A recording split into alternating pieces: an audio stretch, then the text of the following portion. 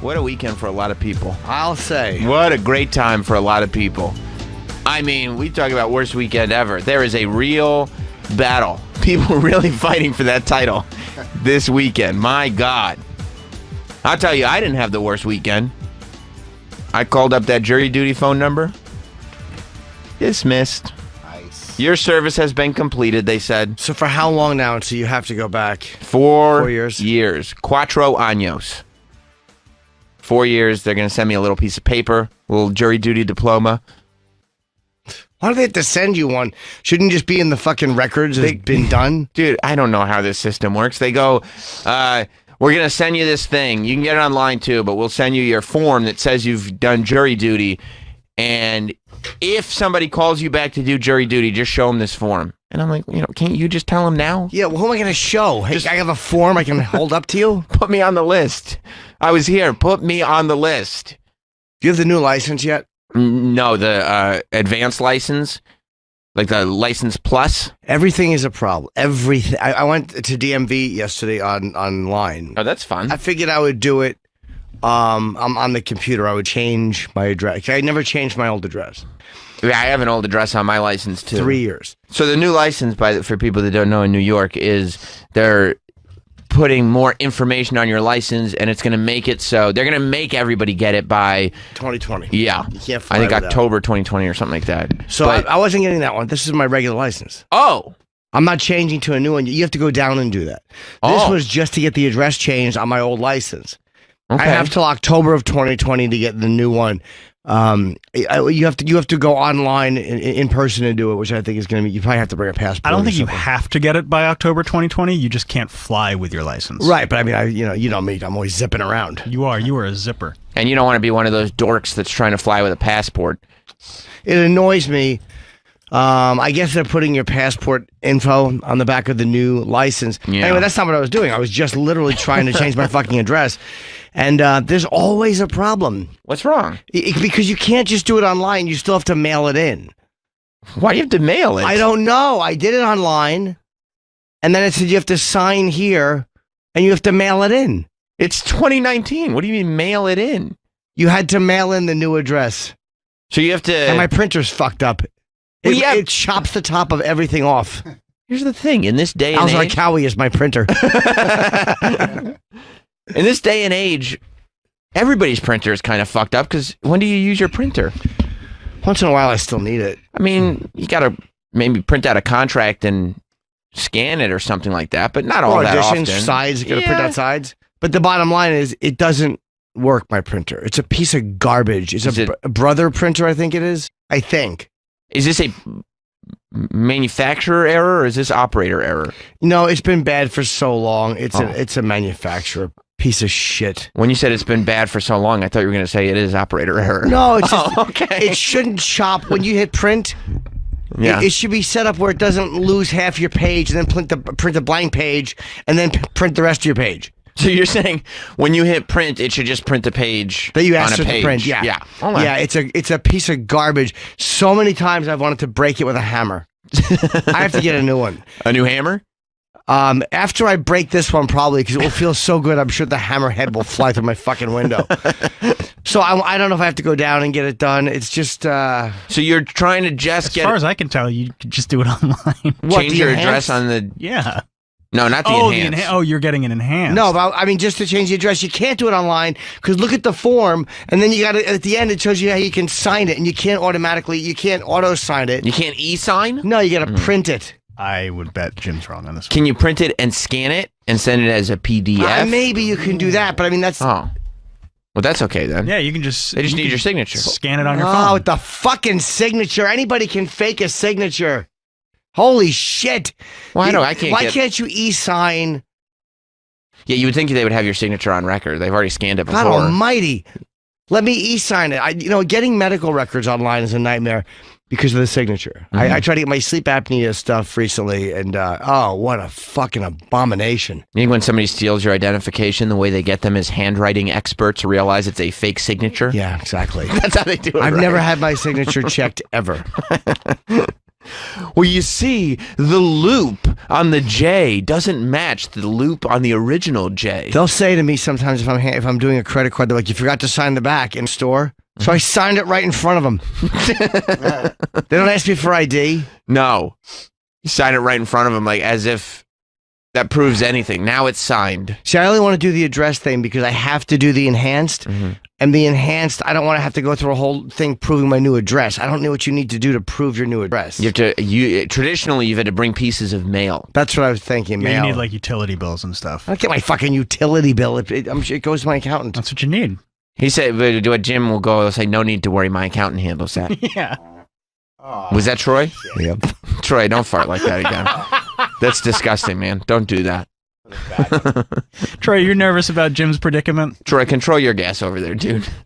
So yeah, It was audible. You could hear it. That's why I wanted to do it online, so I don't have to go down there with mail that I can't find. That makes sense. So you want to go online, get it you want done. to change the address on your current license now, get the new license, then you can take the new license to DMV, so you skip that step with your current address, get the enhanced license.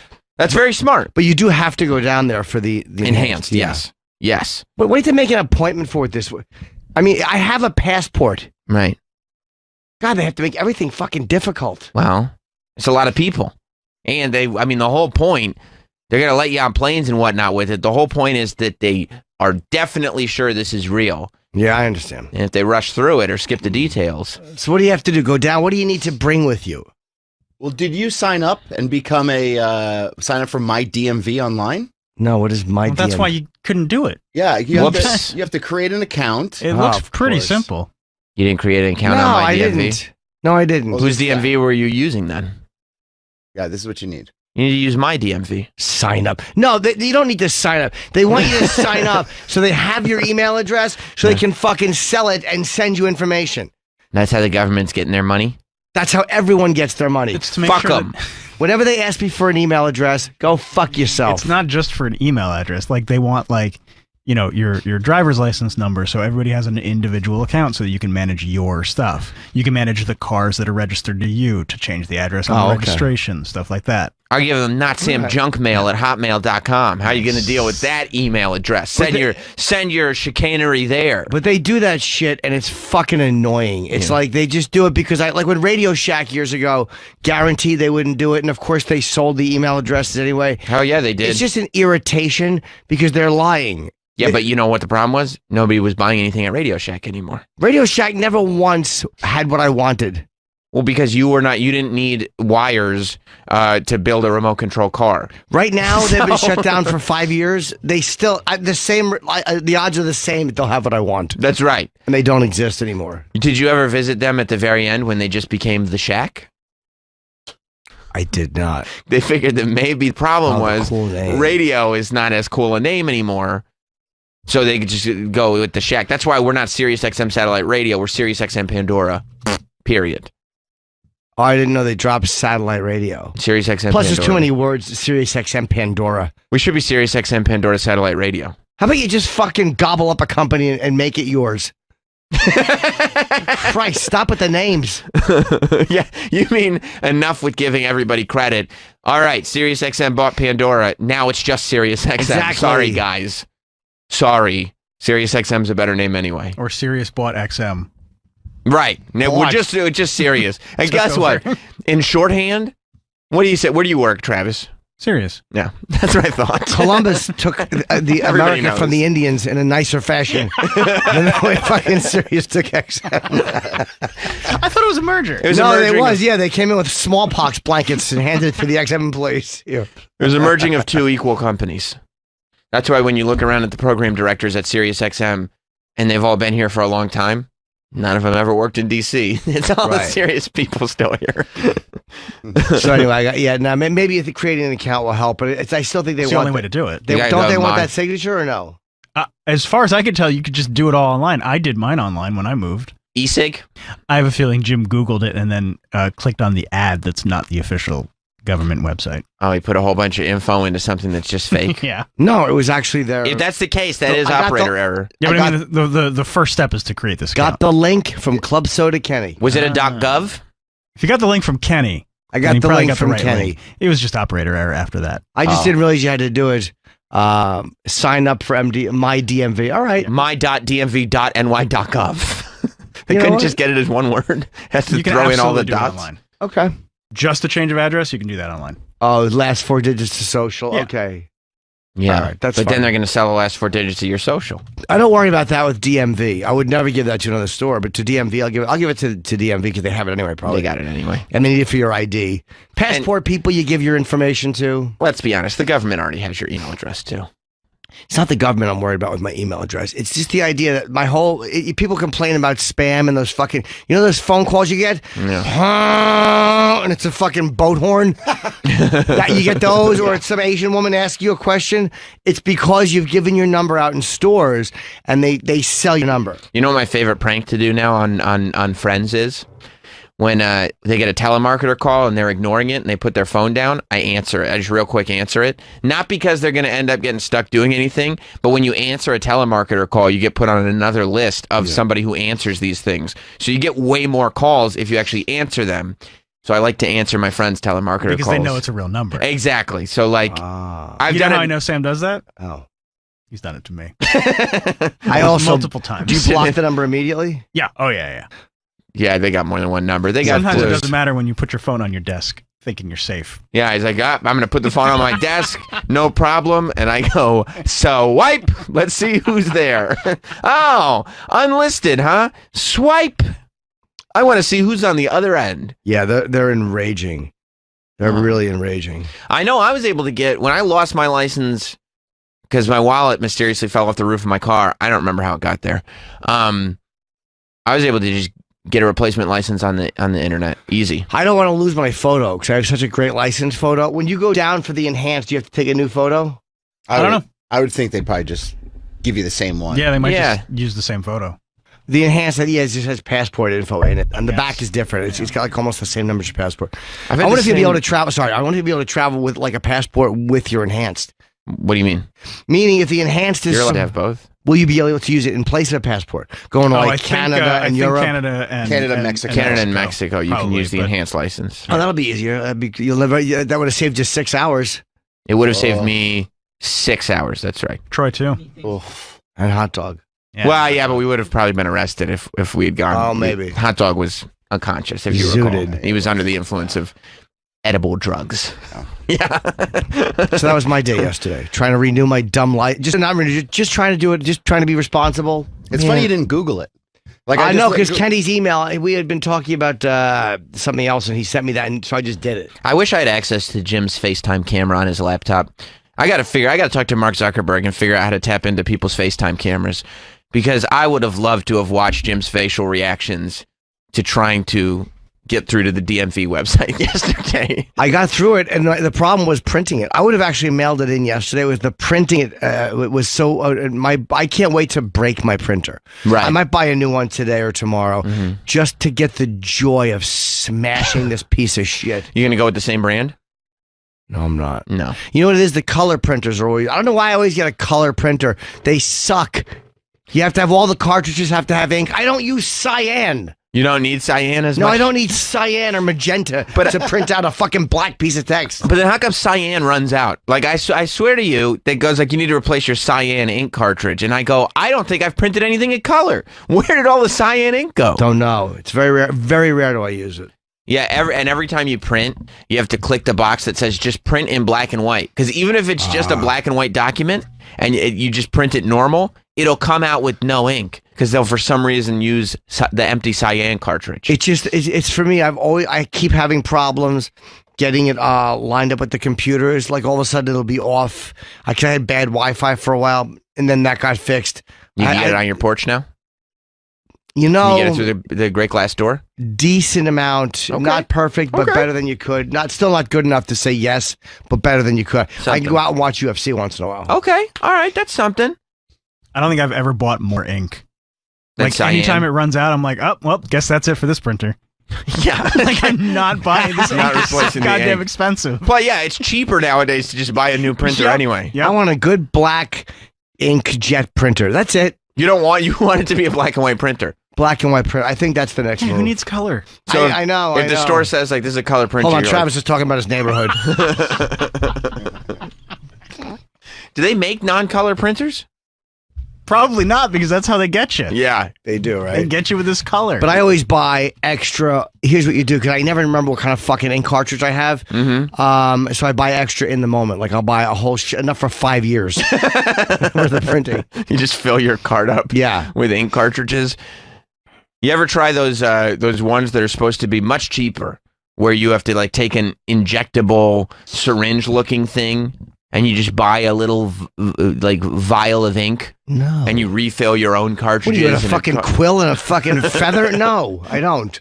I've seen them. I've seen them on infomercials. I think Lori sells them on QVC. I want a nice. They're too big to print. I never use my scanner. I guess it's good for photos, but even now you just take a picture of the photo. No, I use my scanner for documents, like when you have to sign something. But you're right. You could just take a photo of the document just No, as easily. they You got a won't even scanner take on that your half phone the that'll time. Make PDFs. You do? It's in your Notes app. Oh, What? Yes, dude. There's a PDF function in your Notes app that will turn any photo into a PDF. Couldn't My be. pictures are all PDF.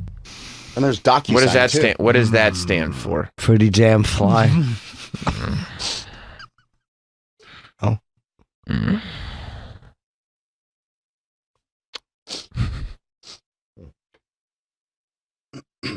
I was making a joke. Okay. All right. If that's the case, then that's not a problem. So it's okay, PDF. Because again, with these medical documents, you had to have a signature. Yes. We don't take e-signatures. E-cigs. Fucking assholes. Exactly. That's all the HIPAA laws or whatever they are. I don't know. That's not even them. I don't know. But you'd think said hip you would think with every computer, every phone, you have to unlock it with your retina scan or your thumbprint, right?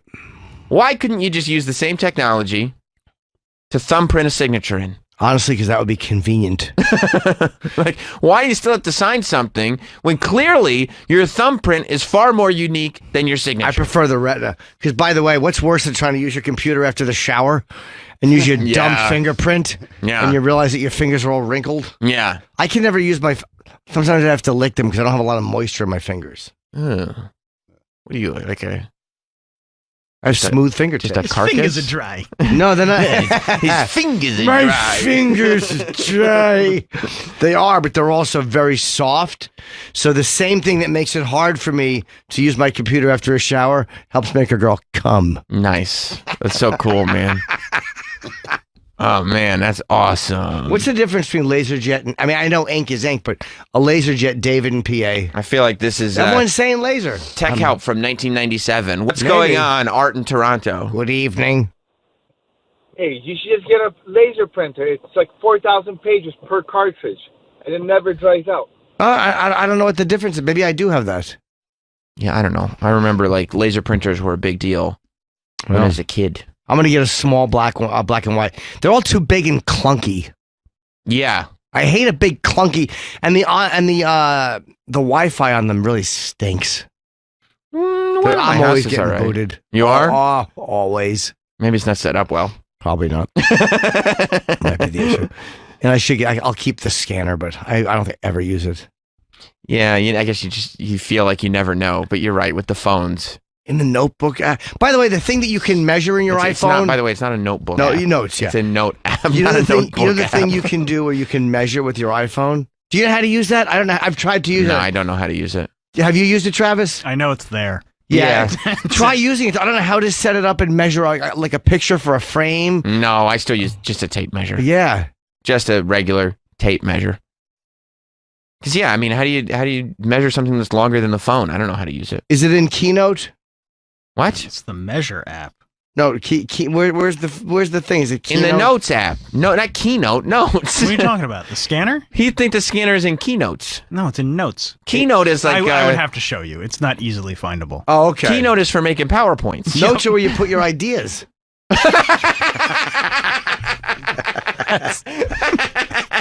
The funniest thing ever said.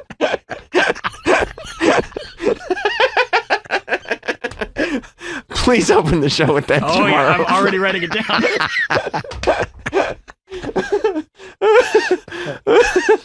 You're right, Jim. Yeah. I jot down a lot of things in my notes. I'm crying now. Notes are where you put your ideas. I just didn't know that happened in there. That was so nice of you to say. That was such just a precious observation. Notes are where you put your ideas.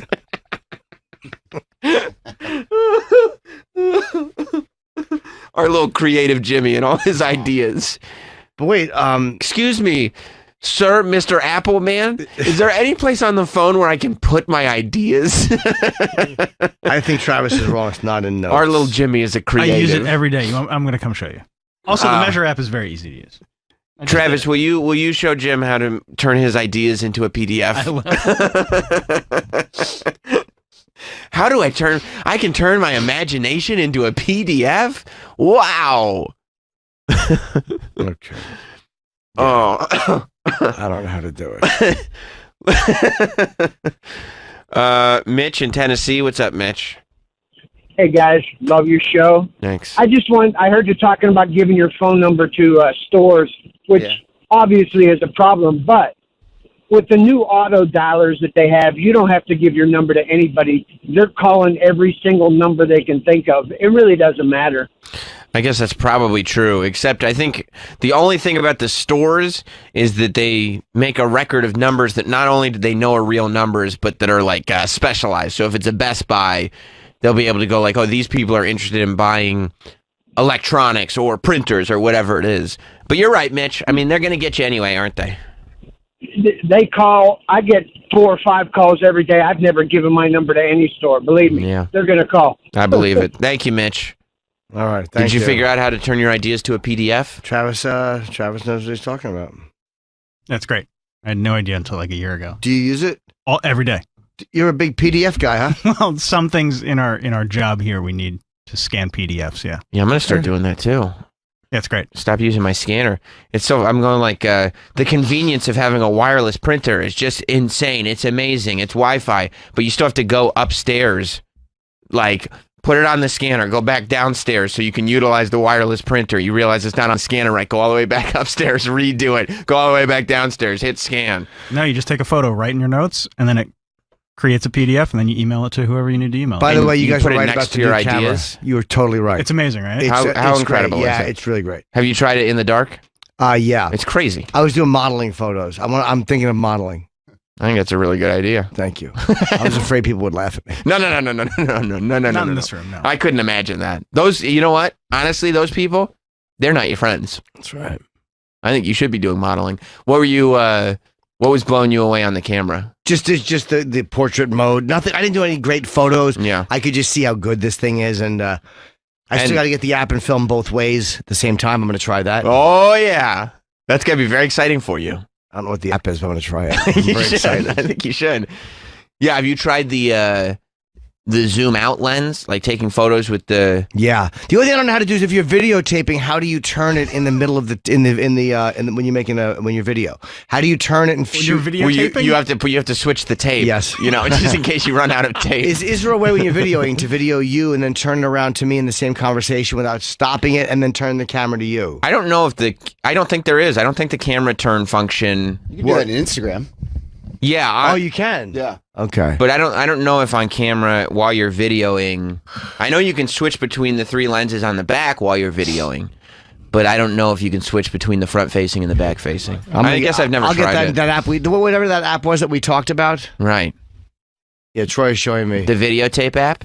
No, you can do it, but while you're you're taping. recording. Oh yeah, I know how to use the. See, now Troy's taping. Wait. Even just making a demonstration. Yeah, I don't think you can. He looks better on camera than I'll ever look after preparation. I mean, Even just doing a demonstration in half in the camera. right. Yeah, you want to believe that when you're looking at yourself in that camera, you're like, oh, it's probably just the camera making me look bad. Then somebody like Troy does it, and you're like, fuck. Yeah, exactly. Like, it's not the camera. There's nothing he can do Damn it. and not look good on camera. Sucks. It's a real gift. Well, speaking of gifts, You want to talk about my dick? What?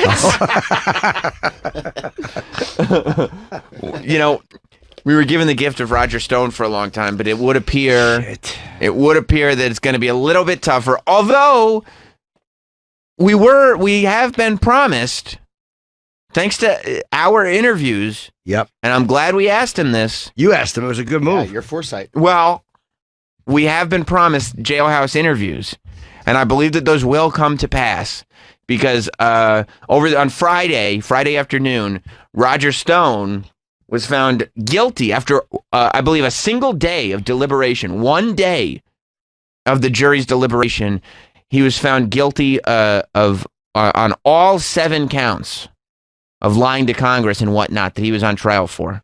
And it looks like, I don't think his sentencing is until February, but it looks like he is looking at up to 50 years in jail. But they said that a first-time offender will get much less. Yeah, I don't think he's going to get 50 years. No, whenever you're facing, they always throw the max at you just to panic you, and I'm sure it works. Yeah, and then, and it looks nice in headlines, too. Lori Loughlin is facing 20 years. Right, she's not going to get 20. She'll get more than Felicity Huffman. She'll get more than 2 weeks. But she gets a year, and she has to do 6 months. Can you imagine Aunt Becky in jail for 6 months because she tried to get those dumb kids into college? Yeah. Man. But Roger Stone will get some time unless he was to quickly turn around. Like, he will have to go to jail. He'll certainly appeal, but I believe he will absolutely spend years in jail. I don't know if years. Like, how much will he get? Will he get 5 years and have to do 2? Or is that federal? Will he have to do more of his sentence? I don't know enough about that. I'll bet he'll get somewhere between 5 to 7 years and do something around 2 or 3. 2 to 3, yeah. Does Trump pardon him? No. I think it's too on the nose for Trump to pardon him. Especially with Trump going through everything that Trump's going through. I don't think Trump will pardon him. I texted Stunt Brain yesterday. We missed each other on the phone. I wanted to ask his opinion on Trump lose like these the election that was just lost. It was like a Louisiana Democrat winning. Like governor, right? There's been a couple of them that Trump has, I think, campaigned for that have lost. Yeah, Kentucky. And that looked bad for him. Is that bad for him? Yeah. So I don't know, man. He's definitely in trouble. He's died. Yeah. So I don't think there's any chance that. I mean, I guess there's a chance, but I don't think he'll pardon Roger Stone because it looks like you're trying to cover up. I think Roger Stone, even though he wanted to do jail time, pardoning Roger Stone would make Trump and Roger Stone both look guiltier than actually being found guilty. You know what I mean? Like, it would look It's really the type of like thing he could do, though. He could. I mean, like, meaning I could see him doing it. What is if Trump? I think it would be more likely to do it if he wasn't looking at re-election. If it was already maybe in his second term, maybe he gets into office and he's like, look, Roger, just hang out until November. Just chill there until November. He might have to be in jail from February to November. And then once Trump gets in for a second term, unless he's trying to do his legacy and he wants, Donnie Jr. to be the president one day. Maybe he doesn't want that. Do they always pardon at the end of the term? That's true. Like the end of the presidency. They never do it in the middle unless it's like something. Like he did pardon that one woman who had spent 20 years in jail for some dumb drug offense. Like the Kim Kardashian pardon? Yeah, I mean, like he did do that, but that was more to look like a good guy, I think. Yeah. Yeah, no, you're right. You're saying that like at the end of his second term, he might just let all his friends out of jail. Yeah. Didn't Bush pardon Scooter Libby? Yeah, I think so. Do you remember that? And I think Clinton pardoned somebody right on his way out too. Yeah, I think you're right. I think all the presidents kind of anything that's going to raise a red flag, they're like, fuck you on the way out the door. They do that like when they literally are like fishing in their pocket for their keys and their foot is holding the door open to an empty house. Right. They'll send that quick pardon and then just let the door close. Like we already know who the next president's going to be. Oh yeah, he's getting ready to sit there like, during his swearing in ceremony. Whoever the next president is, that's when. Oh, Trump did it. Oh. He pardoned Scooter Libby? Yes, he did in 2018. How long did Scooter Libby go to jail or just no? I don't know. Oh, okay. But yeah, so old Roger is gonna spend some time in jail. Do you still have to pay his lawyers, or do you think you got the lawyers that you don't pay unless you win? I think he still has to pay them. Shit, because I always see those commercials, and there are a lot of lawyers that you don't have to pay unless you win. So hopefully those are the ones that Roger got. What a mess. And he can at least save some cash. Dude, what a mess. Yeah, because if Roger got the maximum, that's the rest of his life in jail. Did you reach out to, Travis, did you reach out to, you did? Okay. I just, somebody had wanted to interview. Roger? No. Is the gag order over? No, gag order's still in place till sentencing. What?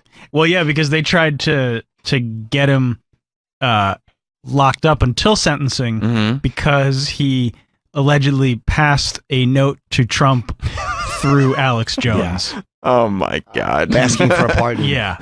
Hey, like Roger. Like Alex said it on the air. Like, Oh my God, Alex. But again, that's Why don't you stop yapping, Alex, for a second? And Roger, you don't need to pass a note to Donald Trump asking for a pardon. He knows you want a pardon. I got a private communique from Roger Stone. will you pardon me? Yes or no? Yeah, and maybe. Yes, no, maybe. Oh my So they tried to God. get him It's from his jailed lawyer. on violating his gag order. Oh God, why don't they fucking stop? Alex Jones is probably just exaggerating a conversation. Who cares? They want to get him. At least They that want was to a get text Roger. directly from Roger Oh, big to be read by Alex so that Donald could hear it. Just crazy. Isn't it? What's he doing? It's crazy. It's nuts. I didn't even know Alex Jones was on the air. No, me neither. It is absolute batshit crazy. His personal lawyer got 3 years in jail. Who's Trump's did? Yes. Yes, he did. Yes, he did. There's a lot, and it doesn't help that all this is happening at the same time as impeachment hearings are going on. It's a buzzkill for Trump. It's a mess, man. Like as somebody who, and I'll defend Trump sometimes, more often than at least a lot of comics. I don't always love him, but I defend a lot of the things he said. Yeah. And I don't defend a lot of the other ones. But even now, I'm kind of like, ugh. It's just too much of a fucking mess. It's entertaining, but don't you feel like at the top, it's just like a big bunch of garbage just swirling in a circle? Everyone's fault. It feels sloppy. Sloppy. This whole thing feels sloppy. I don't even understand what's going on half the time. It feels like everybody's doing everything illegal. It kind of seems like Donald Trump being so blatant about everything and so sloppy about everything made it so all the corruption that's always existed is now coming to fold, and that's why everybody, the whole world, everybody in power is just collapsing and getting in trouble for everything. Yeah. It's nuts. Yeah. Like we weren't supposed to see all this. That's a good point. Is we weren't supposed to see every bit of it, and he's fucking. It's like doing something like that Ukrainian thing. Again, I totally don't give a fuck if he. I understand the constitutional problem. I get it, but to me, that's the guy who's a businessman. Like, yeah, we'll do this, but check into this guy. Just do this. Maybe not realizing that it's a disaster. You kind of get it on the human level without sitting there going, well, it says in the Constitution. You're like, I know, but you understand how business is done too. Because to me, I don't even know in that moment if he's aware that that's the problem that it is. But that's like why he might know it's a problem, but he might not know it's the magnitude. Like, this is impeachable. This is a fucking disaster. Which is why I feel sloppy. Yeah. Like he should know. I have to figure out how to get this done without being so blatant about it. Because his problem is not that he's not ever been elected office. His problem is he doesn't listen to anybody. And there are people who will probably tell you, shut up, don't say that, fucking do this quieter, be subtle, give a little. Like, he doesn't listen to those guys. It falls in the category of being, quote unquote, more presidential. Yeah. Whatever that means. You know what I mean? And that's something that I think you would say he hasn't exactly. He's not traditionally presidential. Even though people still like him, even people who like him are kind of like, ugh. Right. A lot of people are looking at it like it's just a fucking mess now. Yeah, I think he's still got a good chunk of his hardcore base. And, you know, the hardcore anti-Trumpers have still not won all that many people over either. Like, there's still a lot of craziness on the other side that is still pushing people more towards Trump. But I think, and I hope, that the middle is kind of starting to grow. And I think there are a lot of people that are looking both at, like, they're looking at Joe Biden going, this guy's a disaster, but then they're also looking at Trump going, like, we can't keep doing stuff like this. This was a fun experiment and disruption. I am a proponent of disruption. I think it's great. By the way, you know he wants to say agent of chaos. I'm an agent of chaos. I'm a proponent of disruption. proponent of disruption is like hi, welcome to Jim and Sam. I'm a proponent of destruction. It's the Joker that doesn't want to get into too much trouble. You're the Josher. The Josher is a proponent of disruption.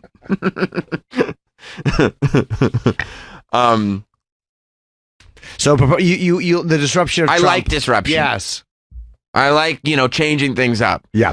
But it's gotten to a point of absolute chaos and craziness where it's like, okay, now that we've mixed things up so much, I'm ready to see how it settles. Like, we don't need to keep going. But even Obama's saying that they don't take all these, don't go so far radically in the other direction that people won't vote for you.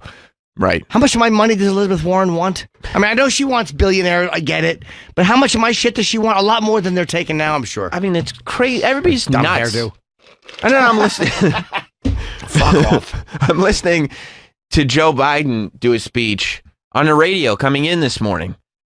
And he's going, we got to be careful who we put as our nominee because somebody's got to be able to beat Trump. And it's like he's still trying to just run on, hey, vote for me because I could beat Trump, but the others can't. And it's like, you're not, rule number one, it's not supposed to be about the other guy. It's supposed to be about you. Your ideas. By the way, this is what they had thrown out. A radical fucking Elizabeth Warren, Bernie, who's also in his 70s, Biden, who's in his 70s. How about one candidate who's kind of moderate in his 50s? Well, or her 50s. Apparently. Fucking Christ. Yeah, doesn't have his teeth falling out of his head? Holy shit.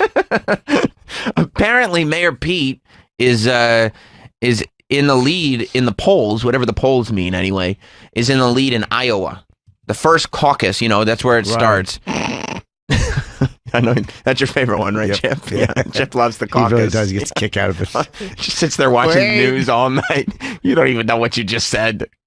Yeah, apparently Mayor Pete at the moment is in first place in Iowa. And that is one of those things where it doesn't mean all that much. But if somebody who's not Elizabeth Warren or Joe Biden wins that first primary in Iowa, all of a sudden they're a serious candidate. Yeah. They're a serious person. It's true. And I like Mayor Pete in the sense that he's different. He's very young, but he's different. He served in the military. Yeah. He's rumored to be homosexual. I don't know if that's a rumor. It's a rumor.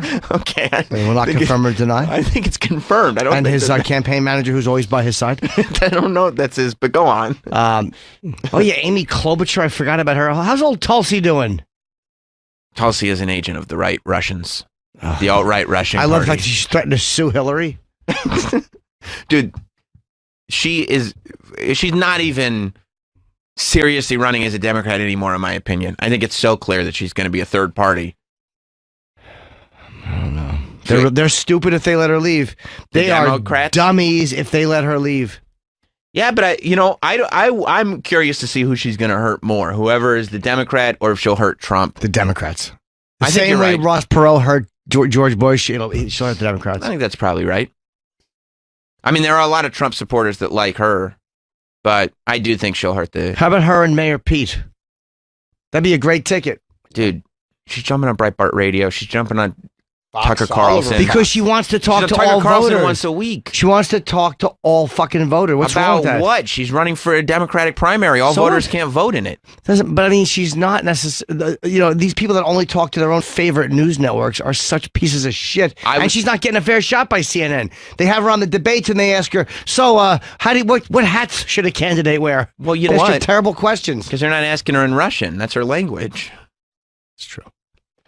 I would believe that. Sounds right, though. She doesn't need to appeal to Republicans or independents. I would believe that if she were actually running for president now. If the Democratic nominee for president was on Breitbart and Tucker Carlson and all these shows that no Democrats watch or listen to, then I'd go, okay, that's cool. They're trying to go outside their base. But when you're only Democrats can vote in the primaries. But they won't. Like CNN didn't have her on there where they had one candidate an hour. They didn't even put her in that. So she's going where she can get on television. Well, they only had 14 hours. Do you know what I'm saying? True, yeah. They won't put her on the debates unless they're forced to. They won't put her anywhere. So she's like, fuck well, the you. debate rules aren't CNN's. Those are specific rules. Pacific rules. Yeah, there was Pacific rules for every cycle where you have to have X amount of donors and percentage in the polls. But didn't they screw her in that too? They screwed her by not counting certain things. Well, I'm just saying it's not CNN's thing. Yeah. Yeah. However, they could have included her in that marathon. It's crazy that they didn't. What, everybody gets 30? Yeah, I don't blame her for going on Fox and Tucker because she's getting her and him are just having a conversation. I don't blame her. I'm not saying she's a bad person for it, but I'm saying that if she were trying to be the Democratic nominee for president, that doesn't make any sense because you're not going to reach literally zero Democrats you'll reach by doing those shows. And if anything, the Democrats won't like you because so many leftists don't like people who do those shows. That's good. That's true. But now she becomes a friend of the Republicans. She had no shot. Which will help her if she's going to be a third party. She had no shot because she was not getting. And CNN writes a thing. What exactly is Tulsi Gabbard doing? I don't know. Going out and campaigning. For what? She wants to run for president. She wants to get on TV. If CNN would have her on, she would probably go on CNN. So you don't think she's getting the independent votes? I'm not saying she wouldn't. Maybe she may, because the Democrats are going to screw her. Maybe she will. When are they just going to let anti-robot Andrew Yang be the guy? What about Marianne? Marianne Williamson? You guys forget so quickly. She's still running, right? I hope so. Me too. She hasn't voting for her. I haven't seen. Unfortunately, she hasn't been asked back to many debates. But I like her position that you're not going to do anything with policy. It's about love versus hate, and love is winning this one. She's the only one with who. Marianne? They're mad that Tulsi talks to Trump's vote. Well, yeah, they're fucking. They're not. I don't think they're mad. They're just sitting there going like, clearly she has ulterior motives because there's no reason to talk to Trump's voters right now. She believes in free speech. Oh yeah, it's a real right-wing talking point. Fucking idiots. She's embracing it, is the point. And to embrace right-wing voters now would mean that you want right-wing voters, which again, I think she just wants people who will vote for her. I think if she could get the Democratic nomination, she would love to do that. But I mean, why should she show complete party loyalty when they kind of douched her? Yeah, which is why she's gonna douche him back by running as a third party. Do you think that's honestly gonna happen? 100%. It doesn't make any sense what she's doing otherwise. 100%. I don't think she thinks she is gonna win. I think she's doing it because it'll raise her profile. Maybe next cycle she'll win. Yeah. And I also think she would love to douche the Democrats who, you're right, have totally douched her. Yeah. You know, and like sitting there going like she's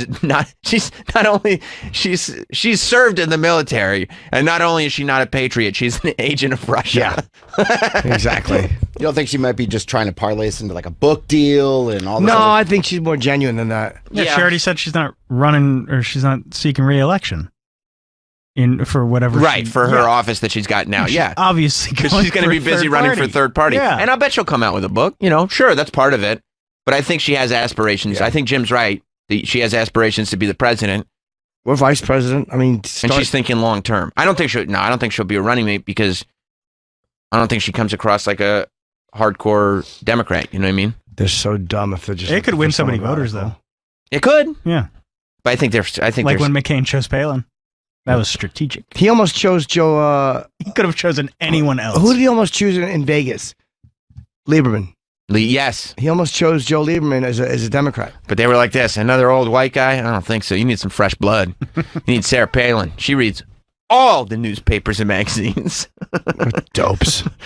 I love that people get paid huge amounts of money and dedicate their lives to the strategy behind all this and just make boneheaded mistakes like the rest of us. Wasn't she asked not to go to his... no, she was asked not to speak. She didn't get to speak. At the funeral? Yeah, stupid. I get that. Yeah, of course. Sarah Palin should not be speaking at John McCain's funeral. She ruined his life. She ruined the last part. He was like... An abominable candidate. Palin? Yeah. Terrible. I love John McCain. Yeah. She embarrassed him. I love the whole thing. I think it's great. Oh, yeah, and do you see this, Mike, in New York, that Bloomberg's going heavy. Bloomberg is going to run. It's not going to work. He's missing the first, 3 or 4 states? He can't be a part of those primaries? Yeah, I think he's going straight to Super Tuesday. That's what Giuliani did. Didn't work for him. No? No! Almost. He destroyed his legacy. He was America's mayor. Has there been a better legacy destroyed than I love Giuliani? It. Giuliani. I can't get enough. People loved him. I can't get the mayor of 9/11. Everybody, the world loved him. He fucked the whole thing up. Like, come on. Now he's going to the Apple store because he forgets his password. And he's a personal lawyer. What are you being a personal lawyer for somebody? Did you see that there were Apple employees that leaked that? that he brought his iPhone to the Apple store because he couldn't remember his password. He's the Secretary of Technology. But the bottom line is, how did he hand his phone to some tech? He didn't know what the code was. Yeah, he got locked out. He entered it wrong 10 times. So how'd they get him in? They had to do a hard reset or whatever. So he lost all his info? He had an iPhone 6. I don't think he was losing much. He just didn't know how to work it. And he was the secretary. Wasn't he the Secretary of Technology or whatever? He had just... months before, he had just been appointed, the secretary of cybersecurity advisor. Jesus Christ! Can't you talk to Tim Cook and meet someone in an office somewhere? Well, that was the one thing that everybody was saying was how could this have even become a thing? Because he's a dum-dum. Let Giuliani go to an Apple store and just give your phone to a genius guy. Hey, can you help me get into this? By the way, I'm America's Mayor, Rudy Giuliani. Let's keep this between us, huh? Where did he go? Was it in New York or D.C.? I think it was in California. Wow. He's like, hey, remember 9/11? Let's keep this between us. That's how addicted people are to their phones, though. He's like, I can't fucking wait. I want to just thank you for I just want my phone. Come on, let's just go. Yeah.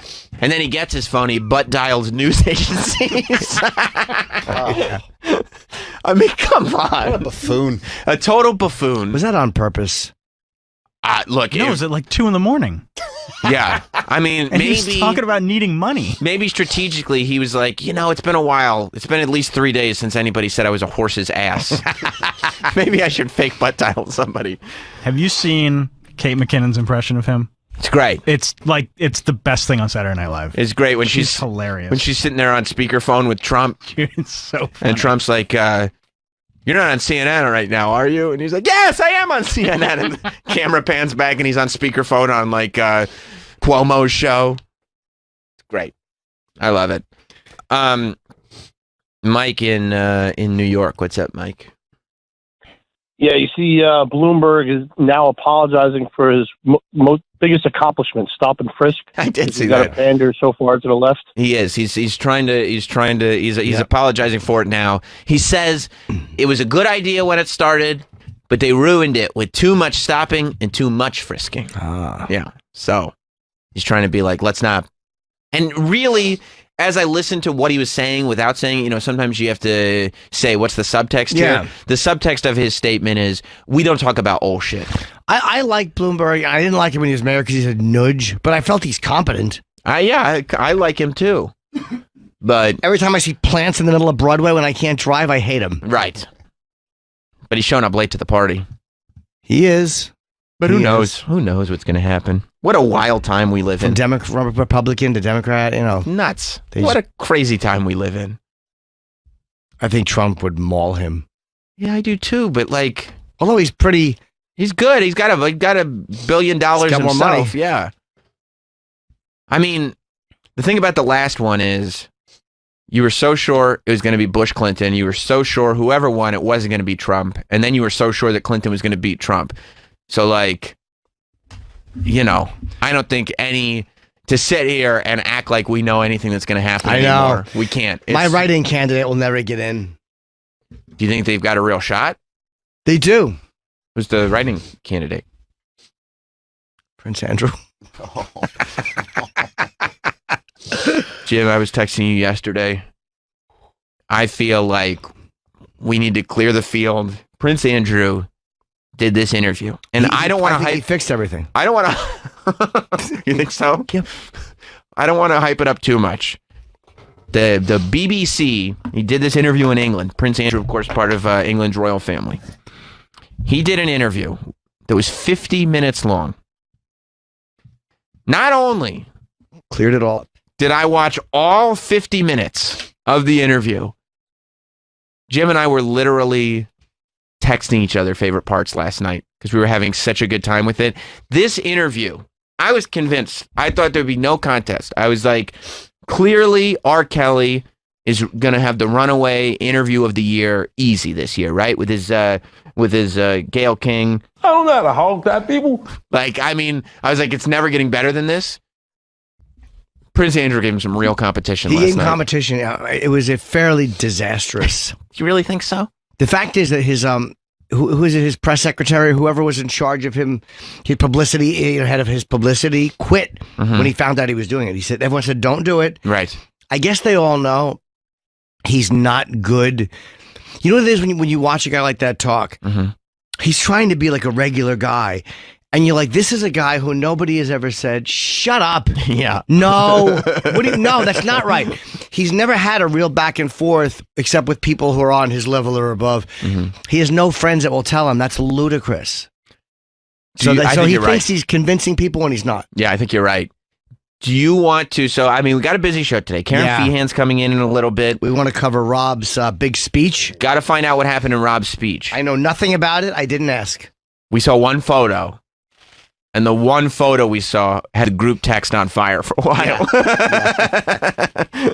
Rob wasn't on that group text.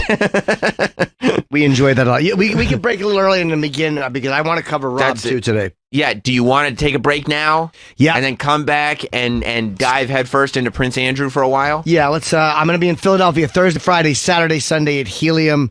I'm really looking forward to getting back down to Philly and then Caroline's the second week of December here in New York, and those are my last gigs ever. I'm retiring. Okay, good. I'm Good. trying to Well, it's start a about time. buzz. It's about. Oh, you are. You got to see him now while there's still a chance. All right, we're going to take a break. I think the Prince Andrew interview is going to take some time, so we'll be right back. Stay tuned. We'll be back with more Jim Norton and Sam Roberts. Family information. You know, I don't know much about the Me neither. royal family. I know that there's a queen. I know the whole thing, but I had never heard of Prince Andrew, I don't think, before this Epstein story came out. But I guess he's like very well known in the UK. They call him Randy Andy. He's been known as a partier for a long time, I suppose. Yeah, you looked at the name Randy Andy. Right. Unless you've fingered a few waitresses. But he was on the short list of powerful people that apparently hung out with Epstein quite a bit. He's the Queen's son. Like, yeah, I wasn't even sure exactly what he is. Yeah. Who they have? Does that make him? Is he Charles's brother? Charles's brother. And Wow. Who's the girl? I forget her name. Is it Sarah? Sarah Ferguson? No, that might be his. That's who Andrew was Fergie's married his to. wife. Oh, that's how Fergie. she got into the. Yeah. Yeah, I don't know royal who's the family. Queen's daughter. Margaret. Is it Margaret? No, it's her sister. Oh, Anne, Princess Anne. All right. I never even heard of this Princess Anne character. Yeah, She looks like the Queen. she really does. What a buck-toothed ass. That'd be very disrespectful in the UK. Ah, they'd all agree though. She looks like a fucking face. She should be on a coin. Buck-tooth ass. So Prince Andrew was on that list of apparently people who had ridden in on the Lolita Express and gone to the Epstein Island and all of this stuff. So And the West Palm Beach place. the West Palm Beach place, the New Anywhere York Jeffrey place. was, he was. Yeah. If Jeff was there, Andy was there. There's a very famous photo of old Jeffy Epstein and Prince Andrew walking and taking a walk together in 2010. This was after Epstein was convicted on his first pedophilic charges that he, was able to get out of jail for in no time. It's a really clear photo. Very, very clear. Two men just enjoying each other's company. Oh, I disagree. Well, you heard the interview. That's right. So these pictures came out. Of course, one of the accusers, or a couple of the accusers maybe, made direct allegations that Prince Andrew, that they had been trafficked to Prince Andrew. Prince Andrew, yeah. Prince Andrew, when they were underage, had sex with them, they said. Yep. And provided photographic evidence of Prince Andrew at a party with Ghislaine Maxwell in the background. Jelaine. Lane? How many fucking name? What a pompous name. I wish you'd come out of hiding just to say how to pronounce her name, and then she could hide again. Of course, Ghislaine Maxwell was the girlfriend of Jeffrey Epstein, who it would appear also had a lot to do with the trafficking of underage girls. Because, she knew a lot of people because her father was very, very big, I guess, in the newspaper business. Yeah. When you read the report, I watched I think Australia did like a 45-minute long kind of full 2020 type investigation explaining the whole story. It was hundreds. It seems like it was hundreds of girls. Like everywhere that he went across in the world, not just in the country, in the world, he had multiple girls every day. All young. All young. All giving massages and then doing much more. So Prince Andrew was on this list of people, and his name is brought up every time the same way people bring up the Clintons. They bring up Prince Andrew. Donald Trump gets mentioned, but there's no real evidence that he hung out with Epstein after any of these charges. Well, he doesn't party or do PDAs. He doesn't party or do public displays of affection. You're talking about Prince Andrew? Yes, I believe him. I found his interview to be very believable. So he did an interview with the BBC. It's just the damnedest thing I ever seen in my life. It really is. It's a guy not used to anybody coming back at him and making him explain himself. See, in England, the royal family really doesn't do interviews. Like, they don't do this stuff because they don't have to. They don't have to run for re-election. They don't have to do anything. They just have to sit there and not be pedophiles. That's all you have to do. In the royal family, if you don't be a pedophile and you don't murder somebody and make it really obvious that you're doing it, you're fine. You're for life. You're set. You get to wear a crown. You get to have all the money in the world. You get to be the most important person ever for no apparent reason. Can I make a prediction? Yeah. She's going to strip him of all his royal duties. The Queen? Yep. Ooh. He is going to be stripped of all his royal title. And then he's just got to be a guy? She's going to do it to save the royal family for any further embarrassment. Eventually. Whoa. That's my prediction. You don't think it just goes away? I think it'll just go away. No. I think she'll just be like, hey, Prince Andrew, stop doing goddamn interviews. No, she approved the interview too. Yeah. No one else was for it. Took him a year to get him to do it. It was a dumb thing to do. It was very stupid to do. It really helps nothing. I disagree. I think he came off as very convincing. Okay. An hour ago, new accusations broke against who? The poor prince.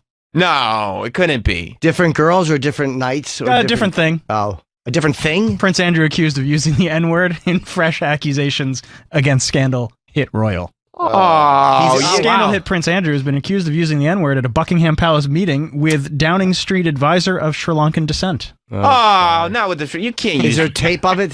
I don't know. I'm trying to find an article to tweet out. I mean, if you find out that Prince Andrew is a pedophile that uses the N-word, like, come on. What's this royal... He's supposed to be prim and proper, and he's accused of being... They used it with the A. That's a little better, I guess, but... okay, so... He's now accused. So, Travis, you're telling me that this prince is accused of being a pedophile that uses the N-word? Yes. Oh, no. So this guy, this Sri Lankan advisor, asked Prince Andrew whether the government department responsible for trade could be doing a better job. He says the Duke of York, Prince Andrew, responded, well, if you'll pardon the expression, that really is the blank in the woodpile. Oh, my God. I never heard that expression. Neither have I. It's British. Well, if you don't mind me creating an expression. I've never heard that. I feel like using I've heard the living room, the garage.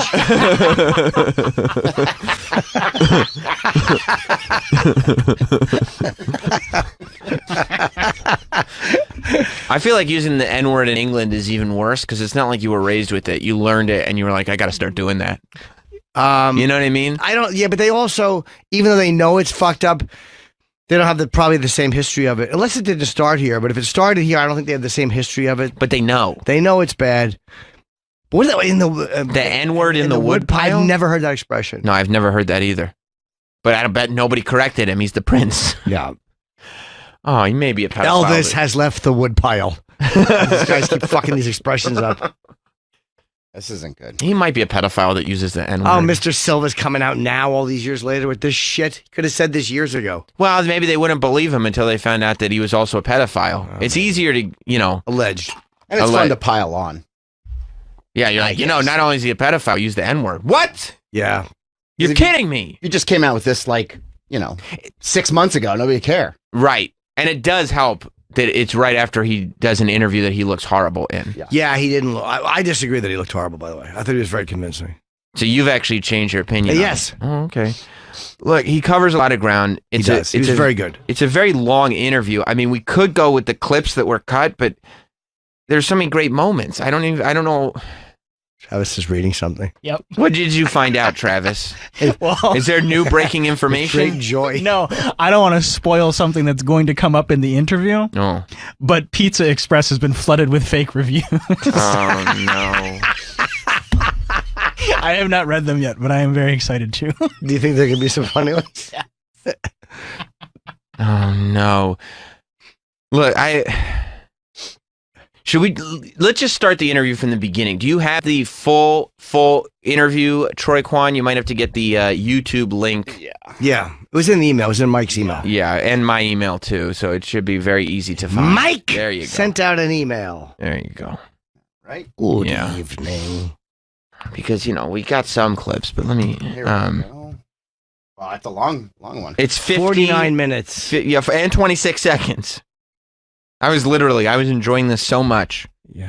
I kept looking at what a nice suit he has. It's a great suit. I'm like, that motherfucker, that is a great suit. Because he's not in excellent shape, but the suit fits him like a glove. It's a perfect, he doesn't look fat in it, but you can see his neck. He's a big jowly idiot. Yeah. But he is, that's some goddamn good socks. I mean, Great shoes. They must have a good tailor.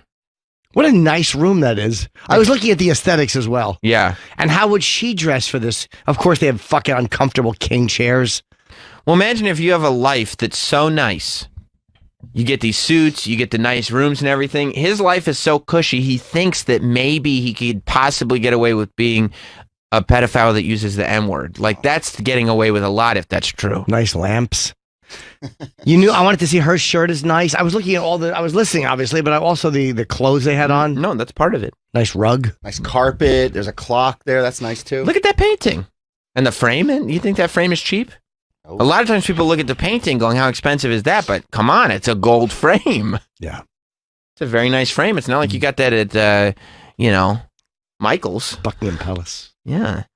Well, let's just see how it started, because I will tell you when I thought, and I had already talked to Jim about this via text, I'll tell you when I thought he realized this was a bad idea. By the way, they're very polite back and forth. The Brits really are entertaining. They're great people.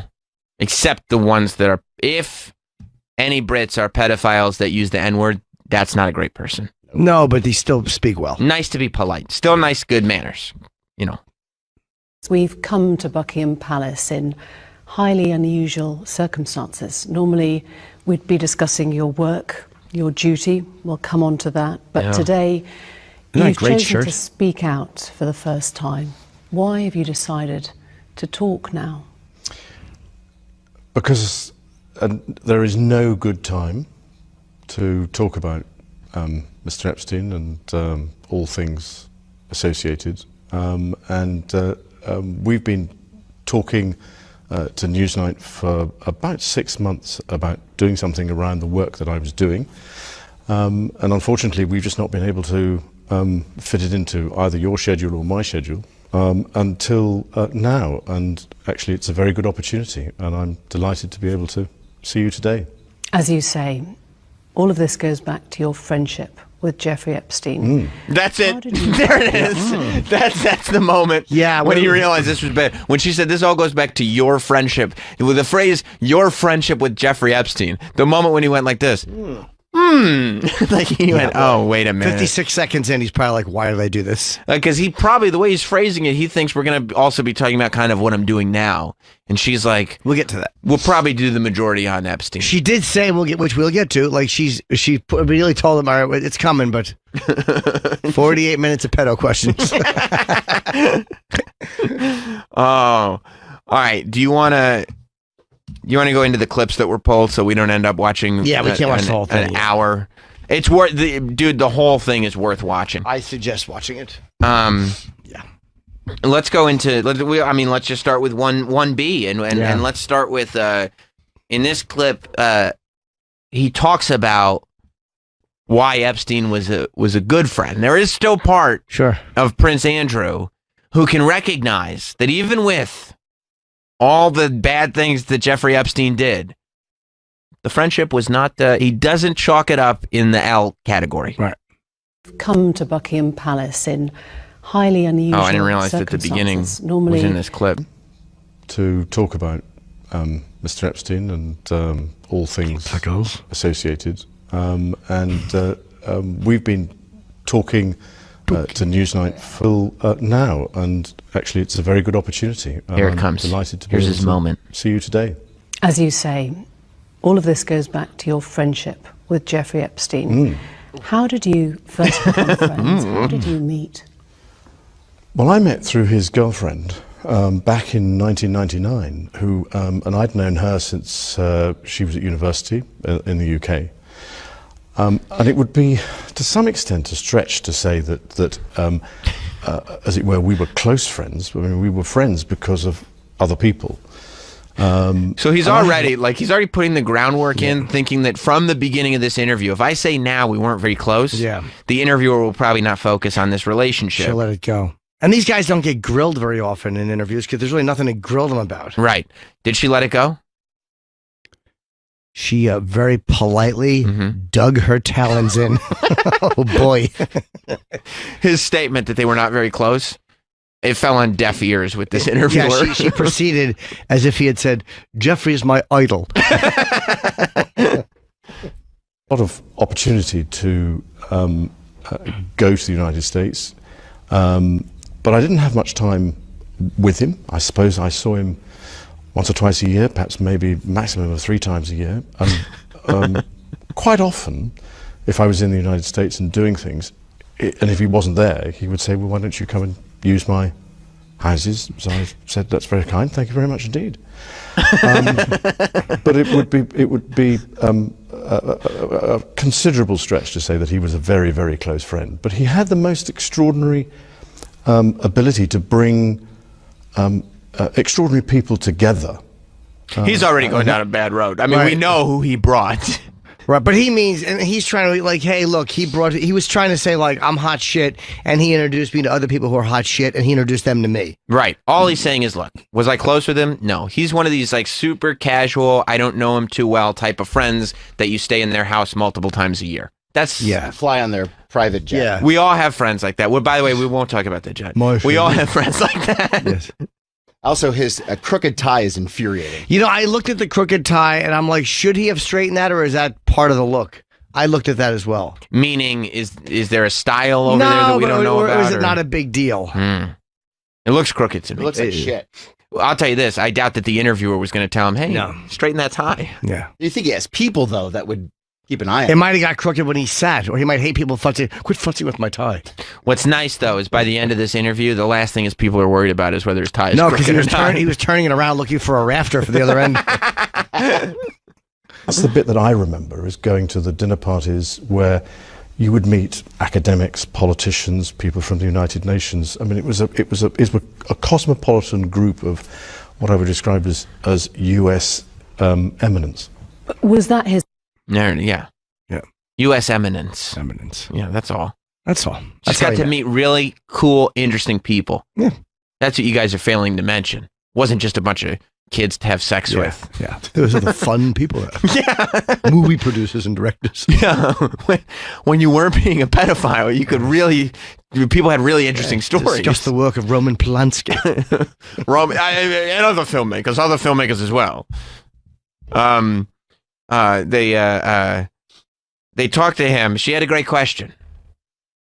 She said, the photo that was taken of you and Jeffrey Epstein. Oh, because I think then she's going to explain why she's dressed like she's on the cover of Sgt. Pepper's. She talks to him, and she talks about the photo of him and Epstein. This is 1C, and I bet she is, according to him anyway.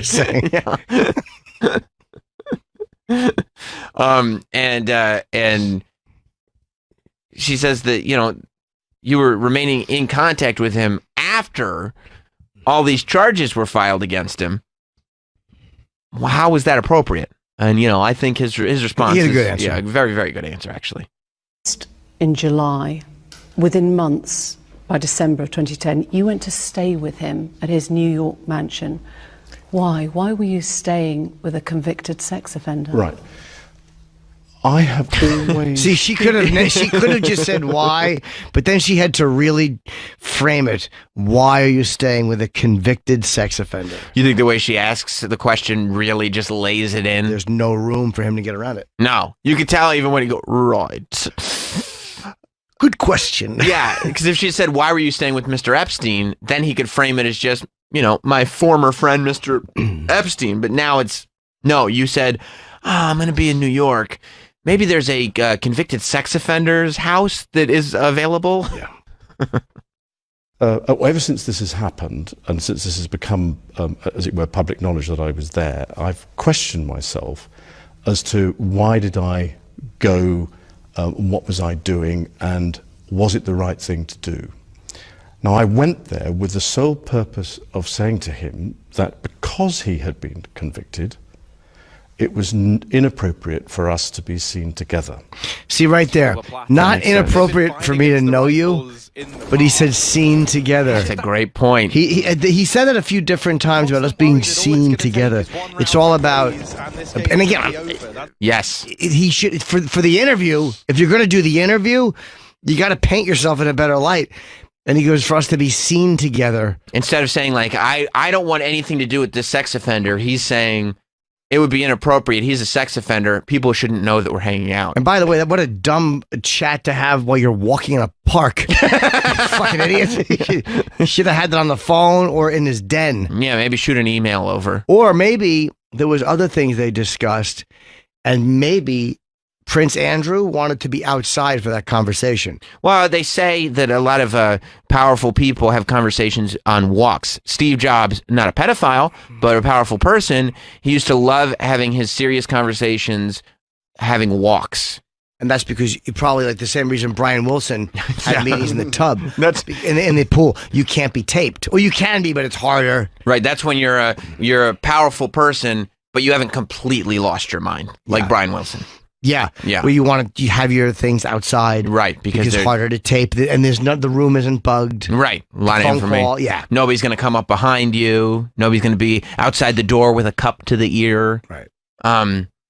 But yeah, but this is also, it goes back to what you were saying about the royal family.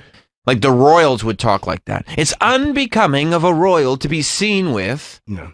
So since he hasn't had these conversations with people outside of Buckingham Palace, he probably thinks that that's a suitable for us to be seen together. Yeah, it goes deeper than that, bud.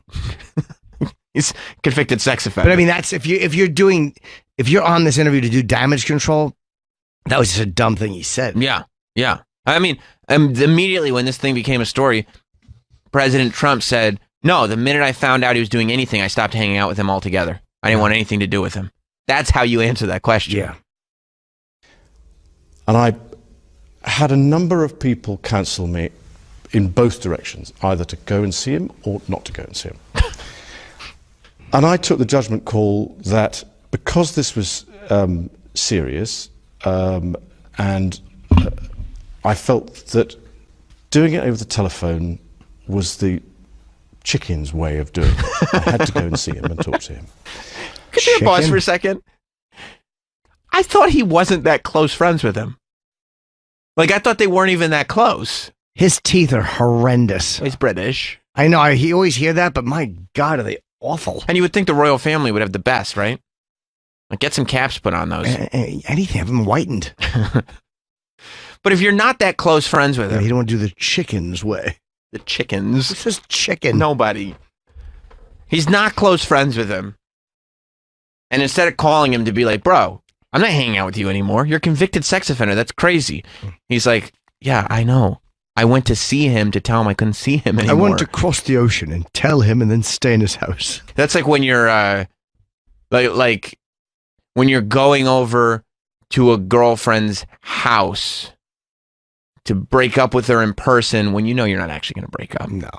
You know that's not what you're doing. No, you're going to get your prick sucked. You're going to get your prick serviced. Yeah, yeah. I don't know. I thought we were going to break up, but, she convinced me otherwise. Yeah, okay.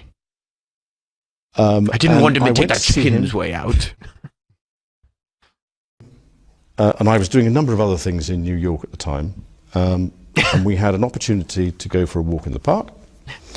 And that was the conversation, coincidentally, that was photographed, which was when I said to him, I said, look, because of what has happened, I don't think it is appropriate that we should remain in contact. And by mutual agreement during that walk in the park, we decided that we would part company, and I left. I think it was the next day. To this day, Why would you leave the next day? Yeah. Spend the night, of course, right? Yeah. Hey, I never want to see you again. I'm going to hang out at your house. I'll sleep over, of course. I'm going to go out in public with you. Yeah. Coincidentally, hey, we have a picture of you guys hanging out. No, literally in that picture, I was saying we're never going to hang out again. See, the thing is, like, he could obviously stay. I mean, that's probably a nice place to stay, but it was more private there than a hotel. So, like a hotel, like, obviously, why doesn't he stay in the fucking the suite in the Four Seasons? You could have a floor at the Four Seasons if you want. Yeah, what do you need the privacy so much for? And his security people, did they all stay there? Maybe they did.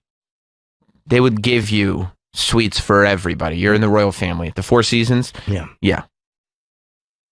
Had any contact with him from that day forward. What did he say when you told him that you were breaking up the friendship?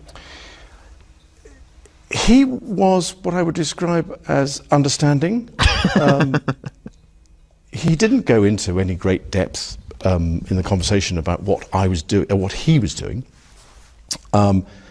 except to say that he'd accepted whatever it was, a plea bargain. He'd served his time, and he was carrying on with his life. You see what I mean? And I said yes, but I'm afraid to say that's as may be. But with all the attendant scrutiny on me, then I don't think it is a wise thing to do. Who advised you? That's him again. He's saying, I don't think I can hang out with you because everybody's looking at me and they'll just say things. He's not just sitting here going, I don't hang out with pedophiles, so I'm not hanging out with you because you are one. This is where British politeness sounds really awful and fake and detached. Yeah. This is where that polite talk, I made a decision that I probably shouldn't. It's just not, like you said, Trump's bluntness in the moment was the right answer. It was the right answer. It's not proper. The story to begin with doesn't make any sense. It doesn't make a lick of sense. He goes to New York. Who flies across the... we have other things to do in New York. For somebody who he's seen 2 to 3 times a year. Yeah, I'm going to be here and go for a walk in the park. We had time. Bro, it took him 6 months. I'd love to go for a walk in the park with Prince Andrew. It took him 6 months to find time in his schedule to do an interview with the BBC. Schedule. Yet he finds time in his schedule to fly to New York from London, to stay in Jeffrey Epstein's house, who's not that close friends with him, by the way, to go on a walk in the park, to tell him we probably shouldn't hang out anymore. Yeah. To then spend the night at his house after that, hang out there, and then maybe leave the next day, or maybe it was the day after, not 100% sure. Okay, that makes sense. Perfect sense. Well, he does explain that. Oh, okay.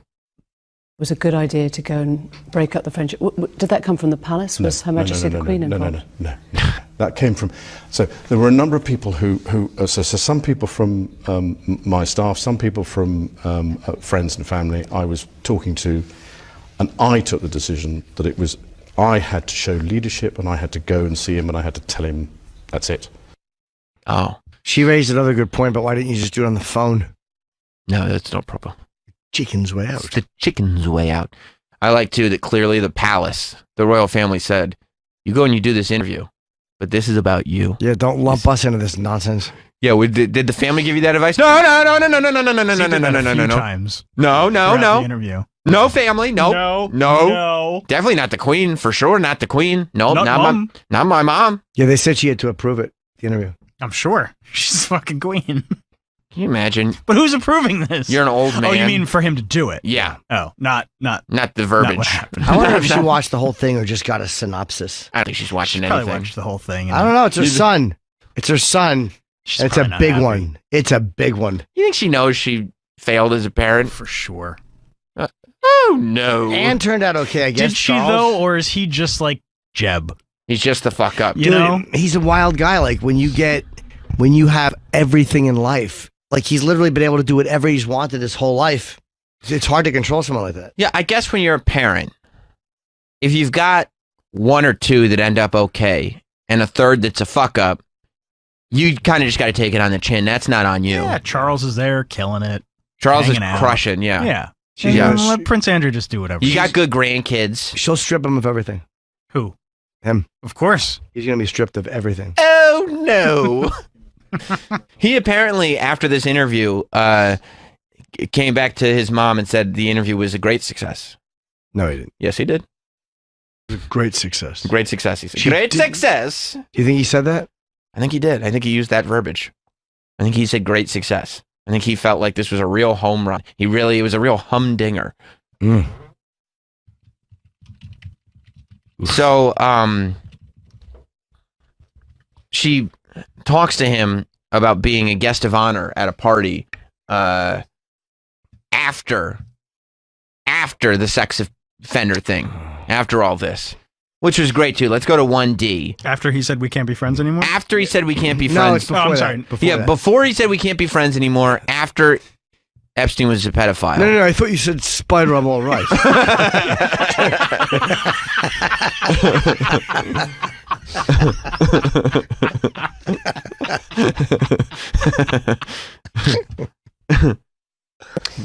That was December of 2010. Yep. He threw a party to celebrate his release, and you were invited as No, the I didn't guest go. of honor. Oh, in 2010, there certainly wasn't a party to celebrate his release in December, because it was a small.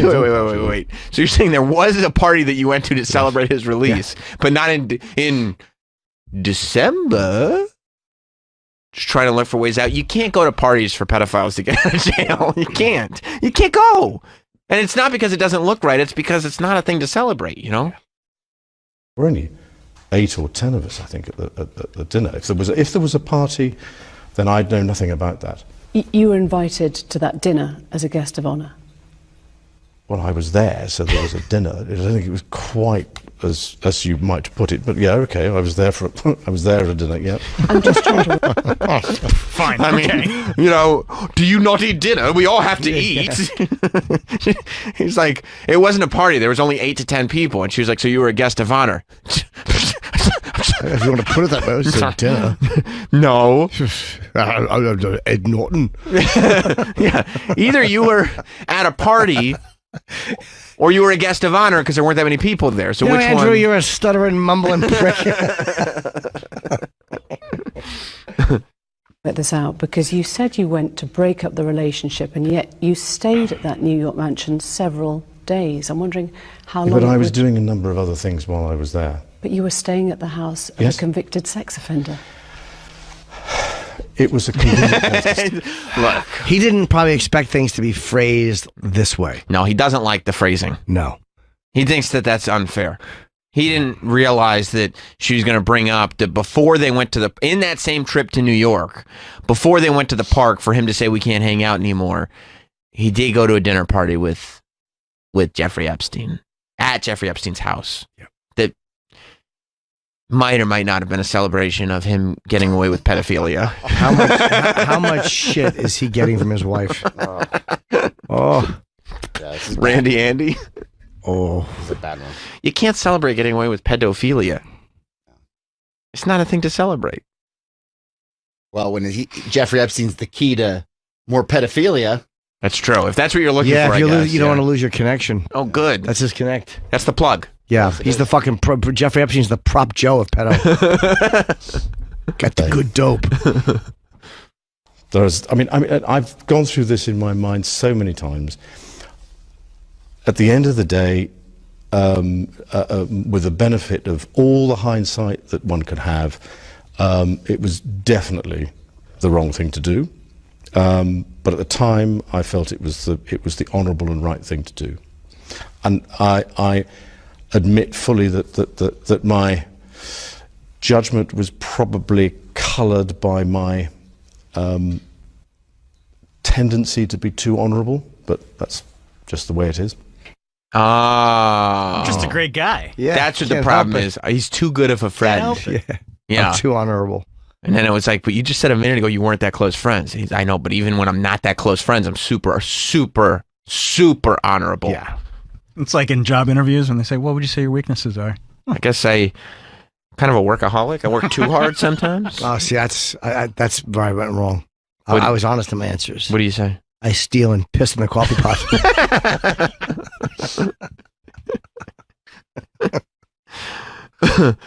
Oh, I guess we can go on to the next one. Next clip. Where, so some people around Prince Andrew have been saying the picture of him and the girl that's accusing him is doctored. Yep. And so this interviewer does the right thing and goes, hey, what about that picture of you with the girl who you say you never even met her, but there's a picture of you guys together. What about that, though? His answer here was not good. You don't think so? No. You're not going to give this one an S for solid? No. Oh. Nobody can prove whether or not. He would have looked better if he said, "I'd rather not answer that because it's going to make me look bad." You mean like? I don't want to talk about that. When they asked him, would you? You're saying you're totally innocent. Would you say that to a court of law? And he was like, I don't know. I have to get legal advice on that. It's like, it should be a really easy answer, no? So here she is. She's asking, do you think the photo was doctored?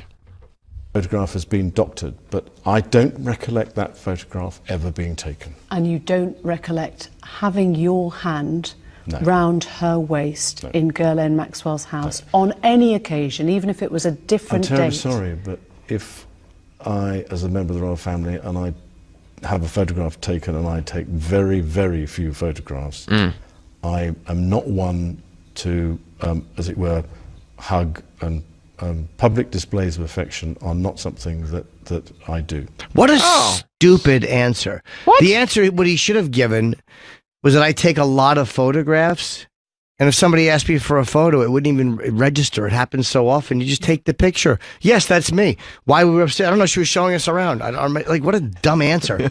He couldn't have given a worse answer. I don't take many photographs, so it would be near impossible for somebody to Photoshop this because there's not a lot of previous photographs. And he might not even remember taking that picture. Like, he literally might have just snapped a photo while they were up there. Okay. Well, they said Epstein took the photo. Yeah. Which, if Epstein did take the photo, I would imagine it was because he liked to have photos of the powerful people there just in case. Yep. Everybody said that Epstein loved collecting potential blackmail evidence just in case he needed it. Yeah. And then, unfortunately, didn't do him any good. Committed suicide. Yeah. So that's the best explanation I can give you. And I'm afraid to say that I don't believe that photograph was taken in the way that has been suggested. Why would people not believe that you were there? I'm sorry, why would? Yeah, it was a confusing way to ask it. Why would people not believe that you were there? Yeah. She's saying there's a photo. There's every reason for people to believe that you were there. Why would they not think that you were there? There's a photo inside Ghislaine Maxwell's house. Ghislaine herself is in the background. Why would people not believe that you were there with her that night? They might well wish to believe it, but the photograph is taken upstairs, and I don't think I ever went upstairs. Pause for a second. An awful answer. Okay. There's a picture of you standing there with your arm around the girl. Sometimes the photos will be false. I think there's been a photo upstairs. Photograph was taken upstairs. You fucking stupid asshole. Just say you went upstairs. He said he never went upstairs. So how did he know that the photograph was taken upstairs? And it wasn't, you weren't. Like, how would he know that that's what the room looked like if he didn't go in the room? It literally looks like it could be a party atmosphere. There's people there. Someone took it. The woman's there. Just you're looking around the apartment, the house. It's very possible that I met her at a party. I meet a lot of people at a lot of parties, but I never had any significant interaction with her. Is that so tough? Yeah. He's got to say, not only have I never met this woman before in my life, I can confirm that, but I can also confirm that that is a fake photo. Also, I've never even been in that room. Just so because honestly, you probably don't remember most pictures you take. You know, people ask you for photos, you take them. He's taken very few. He remembers all the photos. He literally could not have given a dumber answer. I love it. I remember all the photos that I've taken. So the fact I don't remember this one means I've taken 6. Never happened in my life. In Ghislaine's house. You're sure of that? Do you think the royal family doesn't take that many photos because they're afraid what happened in King Ralph might happen? Do you remember the beginning of King Ralph? No. John Goodman became the King of England because the entire royal family got killed in a freak electrocution accident when they tried to take a photo of the whole family. They all died of electrocution. Oh. And the only living heir to the throne left was King Ralph, a.k.a. John Goodman. Great film. Anyway, back to the interview. Because the dining room and everything was on the ground floor. Was as you came in the hall. So I don't remember ever going up there. I'm at a loss to explain this particular photograph.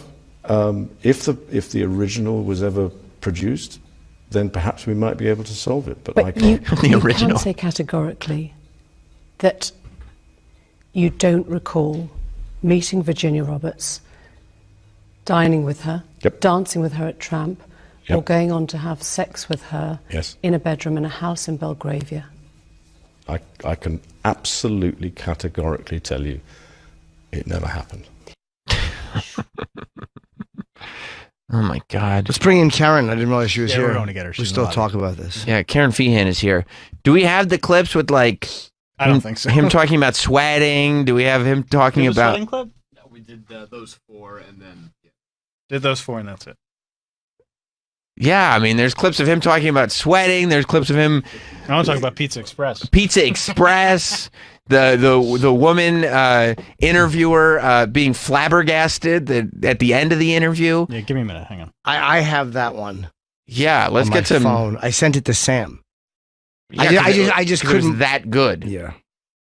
Yeah, there's so many great moments in here. I don't know how you watch this thing and you don't pull the guy's excuse for not taking the photo, for saying that this is a false story, right? So he's hanging out with this girl. She says he was a sweaty man and he was dancing with her on the floor of this nightclub, blah, blah, blah. Tramp nightclub. And he says the reason that that's clearly a false story is because at the time, not now, but at the time that she's saying that all happened, he had a medical condition and he did not sweat. Yes. My testicles always smelled fresh. he lost he had for a period of time in his life lost the ability to sweat, and it happened to be the time that this woman was claiming that he was sweating. So clearly she's fabricating this story. It's not him making up a thing about not sweating. And then unfortunately people did hear that part of the interview and they looked up footage and found photos of him that same period of time appearing to be very sweaty. And you do have to, give an answer a certain way for legal reasons. Like when the woman goes, is she lying? He has to be careful of going, yes, she's lying, because then he's opening himself up to defamation. Yes. Like there's a way to deny it and say no, but that's where you have to be legally, like that I don't blame him for. Like even if he's being totally honest, there he's got to be a little bit. But you can have a better cover story. Yeah. You know? Than to say, I don't remember. I think they put my head on someone's body. My friend said the fingers are too fat. Yeah. He also, what is Travis guiding you to here, Troy? Because I don't want to spoil it. Travis, what are you guiding Troy to? I think this is when he starts talking about whether he was at the bar with her or the nightclub with her. Is this pizza? No, this I don't know if this is pizza, but this does lead into the sweat. Great. Okay. Yeah. She says find pizza she next. Met you in I'm going to. 2001. She says she dined with you, danced with you at Tramp nightclub in London. She went on to have sex with you in a house in Belgravia belonging to Ghislaine Maxwell, your friend. Your response? I have no recollection of ever meeting. Yeah. but you don't have a lot of "you'll never be king." You can jerk off and look at my tits. Yeah, you don't have to say I don't recall every time. If it's definitely a no, sometimes you can definitely say no, I did not have sex with that person, especially when she was underage. But he's going, I don't remember. Yeah. I feel like I'd remember, but what's I don't the legal remember. age where he was? Was it that she was underage, or was it that she was like, I don't know what is the legal age? I think it's 18. Oh, 18. I think she was underage. An expert is walking in. Speaking of underage. Karen Hello. Feehan just walked in. We're dissecting the Prince Andrew Oh interview. my god, I haven't seen it. I'm such an asshole. I wish I watched it. It's so great. We've got a great clip Okay, good. for you here. Put those headphones on. Karen What did he Feehan, say? Hey, good fabulous New York City But is he comedian. acting like he wasn't there? He's in so many pictures. He's saying he doesn't remember. He doesn't remember her. Remember. And also he didn't sweat at the time, and she said he was sweaty. Yeah. So she's making it up because he medically couldn't sweat. As a professional sweater. Yeah. That's true. Did you see the picture they used of you on You guys are Instagram? so mean. Right. You sweat a lot. I do. Yeah. From my armpits. The pits. Yeah. It's true. I pit out. Your armpits should be nicknamed Seattle. It's just a very moist area. Yeah. So he's not sweating in this interview, or Oh, no, now he sweats. It was just the period, coincidentally, the period of time that the woman accused him of having sex with her, being trafficked to him when she was a minor. Coincidentally, that same exact period of time, he had a medical condition that he didn't sweat, and she said he was sweaty, which brings the whole story into question. That really punctures a lot of holes in it. Yeah. I want to be a Botox. Right. Like, what would you have that would prevent you from sweating? That's what I think. You're right. They inject like Botox in your armpit glands or something. And in your face, does it stop you from? Right. Well, he gets into it. He gets into all the reasons why he really is quite sure that he did not have sex with this underage girl. He's pretty sure. He's got a lot of reasons why he's pretty Then again, sure. this is 2001 too, so with, Botox. Well, I guess they were doing it then, but was it as big? Wasn't nearly as big in 2001, but if anybody has access to it, it's the Royals. That's true. The royal Botox. Yeah. Although if he did Botox, he probably would have fixed his bottom teeth too. No, they don't even care. They all look awful over there. So it's guess like so. they have nothing to compare it to. Maybe you're right. You're probably right. The worst dental hygiene. Yeah, the standards right now. He's a gem. I mean, Right. terrible. I get what It's you're saying. Yeah, disgusting. you're probably right. Yeah. It is, right? They're all brown. Yellow and brown That's and like right. pointy. They have like all canines. That's right. It's terrible. Like in front, it's the Yeah, canine. yeah. She says she met you in 2001. She dined with you. She danced with you. You bought her drinks. You were in Tramp nightclub in London. And she went on to have sex with you in a house in Belgravia belonging to Ghislaine Maxwell. Didn't happen. Which part? You can see it in his face, like, I remember the dancing. Yes, the dining. Yes, and that young pussy. No, it didn't happen. Didn't happen. Such a liar. Because as she's listing it, Right. he's going like, yep. Yep.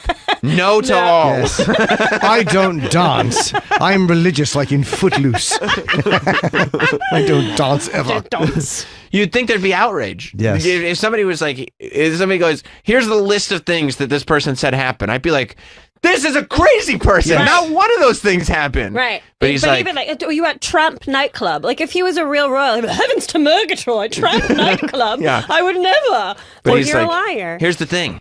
I don't remember that.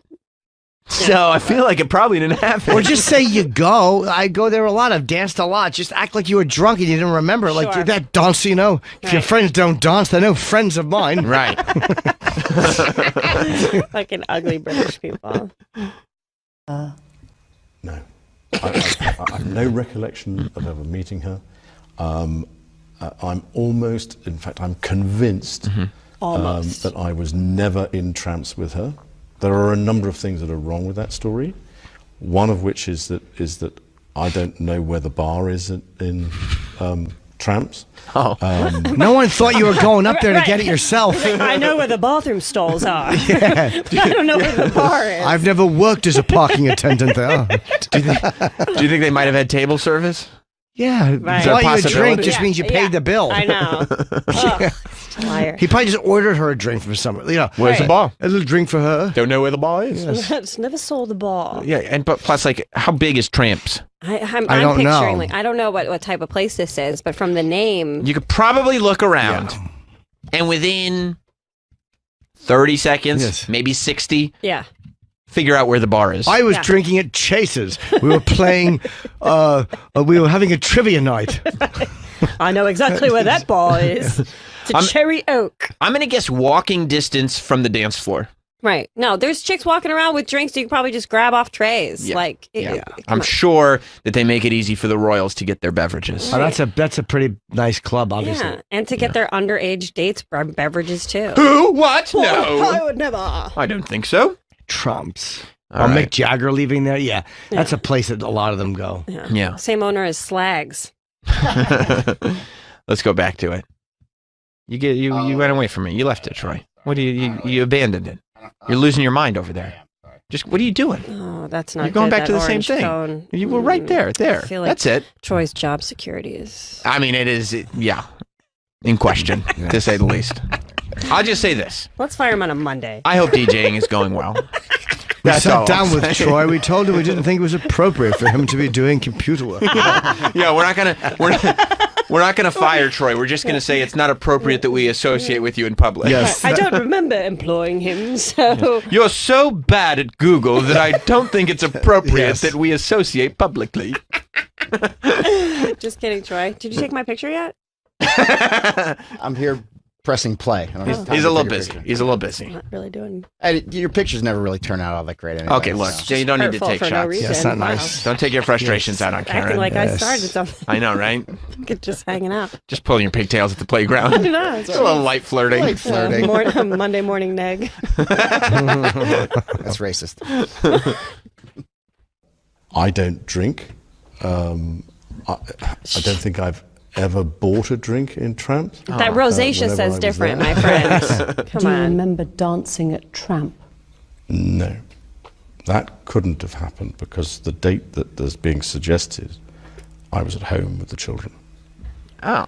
You know that The you children being the one I was sleeping with. Shut the fuck up. And when I say home, I mean Jeffrey Epstein's home with some children. What a liar. Why didn't he say this earlier? I don't know. He just came up with it. He's just like, oh, right. Yeah, he has a good, I Right, actually yeah. believe this reason. This is very believable. You do. Yeah. Okay.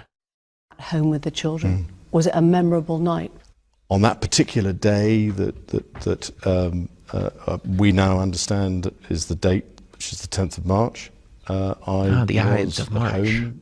I was with That the is the children. I'd 15th. taken Whatever. Beatrice to a Pizza Express in Woking for a party at I suppose sort of 4 or 5 in the afternoon.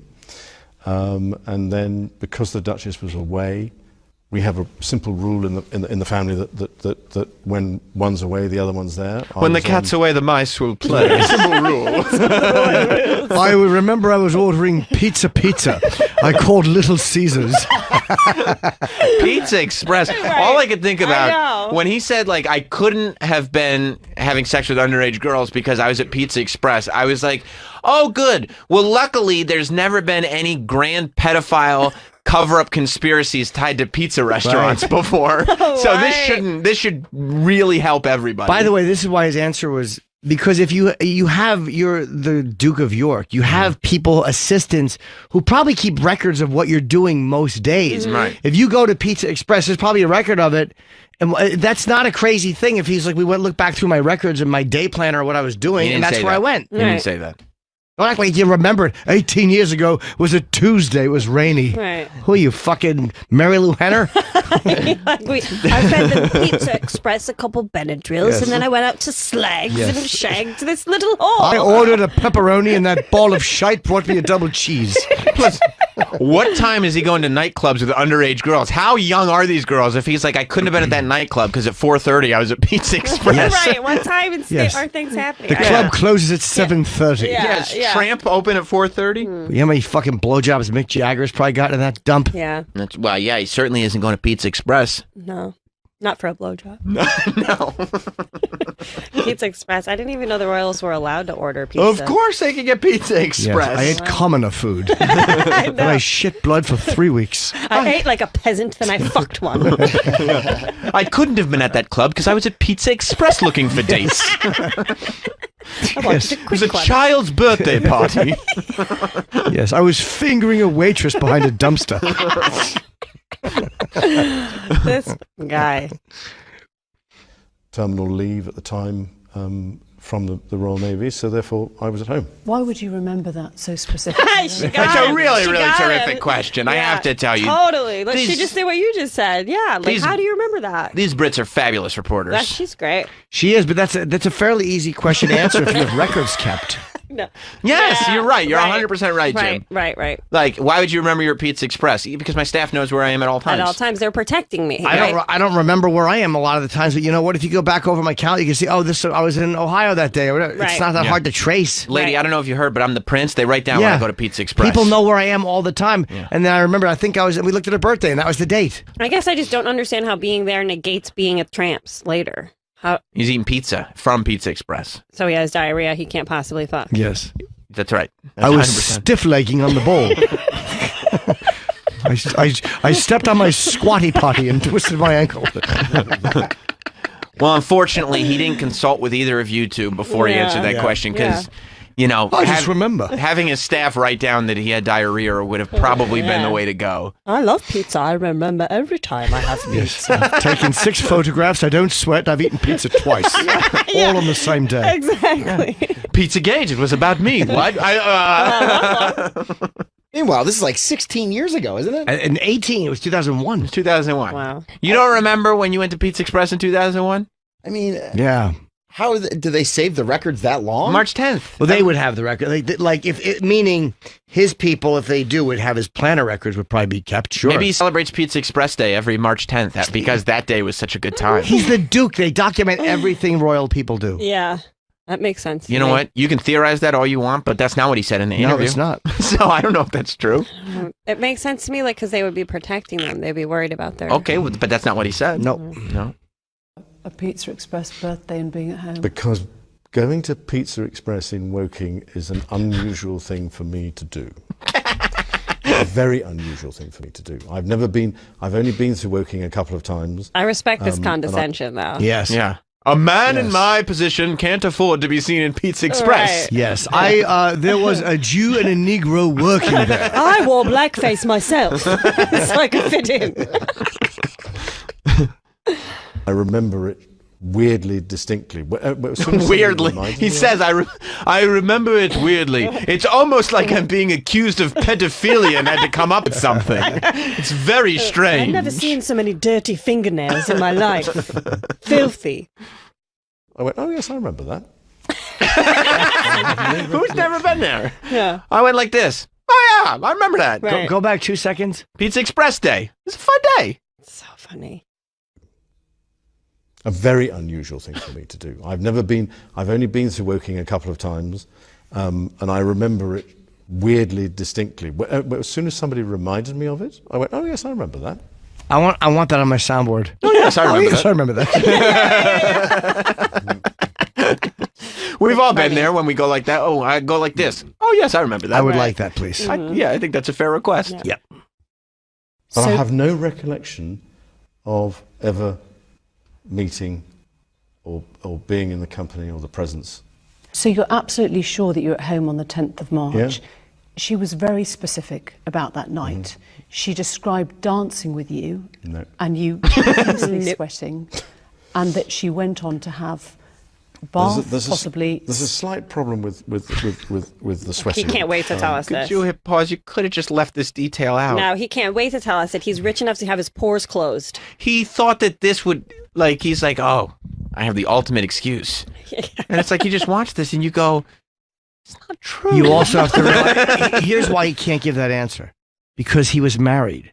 He's also, not only is he trying to defend his reputation against fucking all these girls, Jeffrey Epstein, he's married.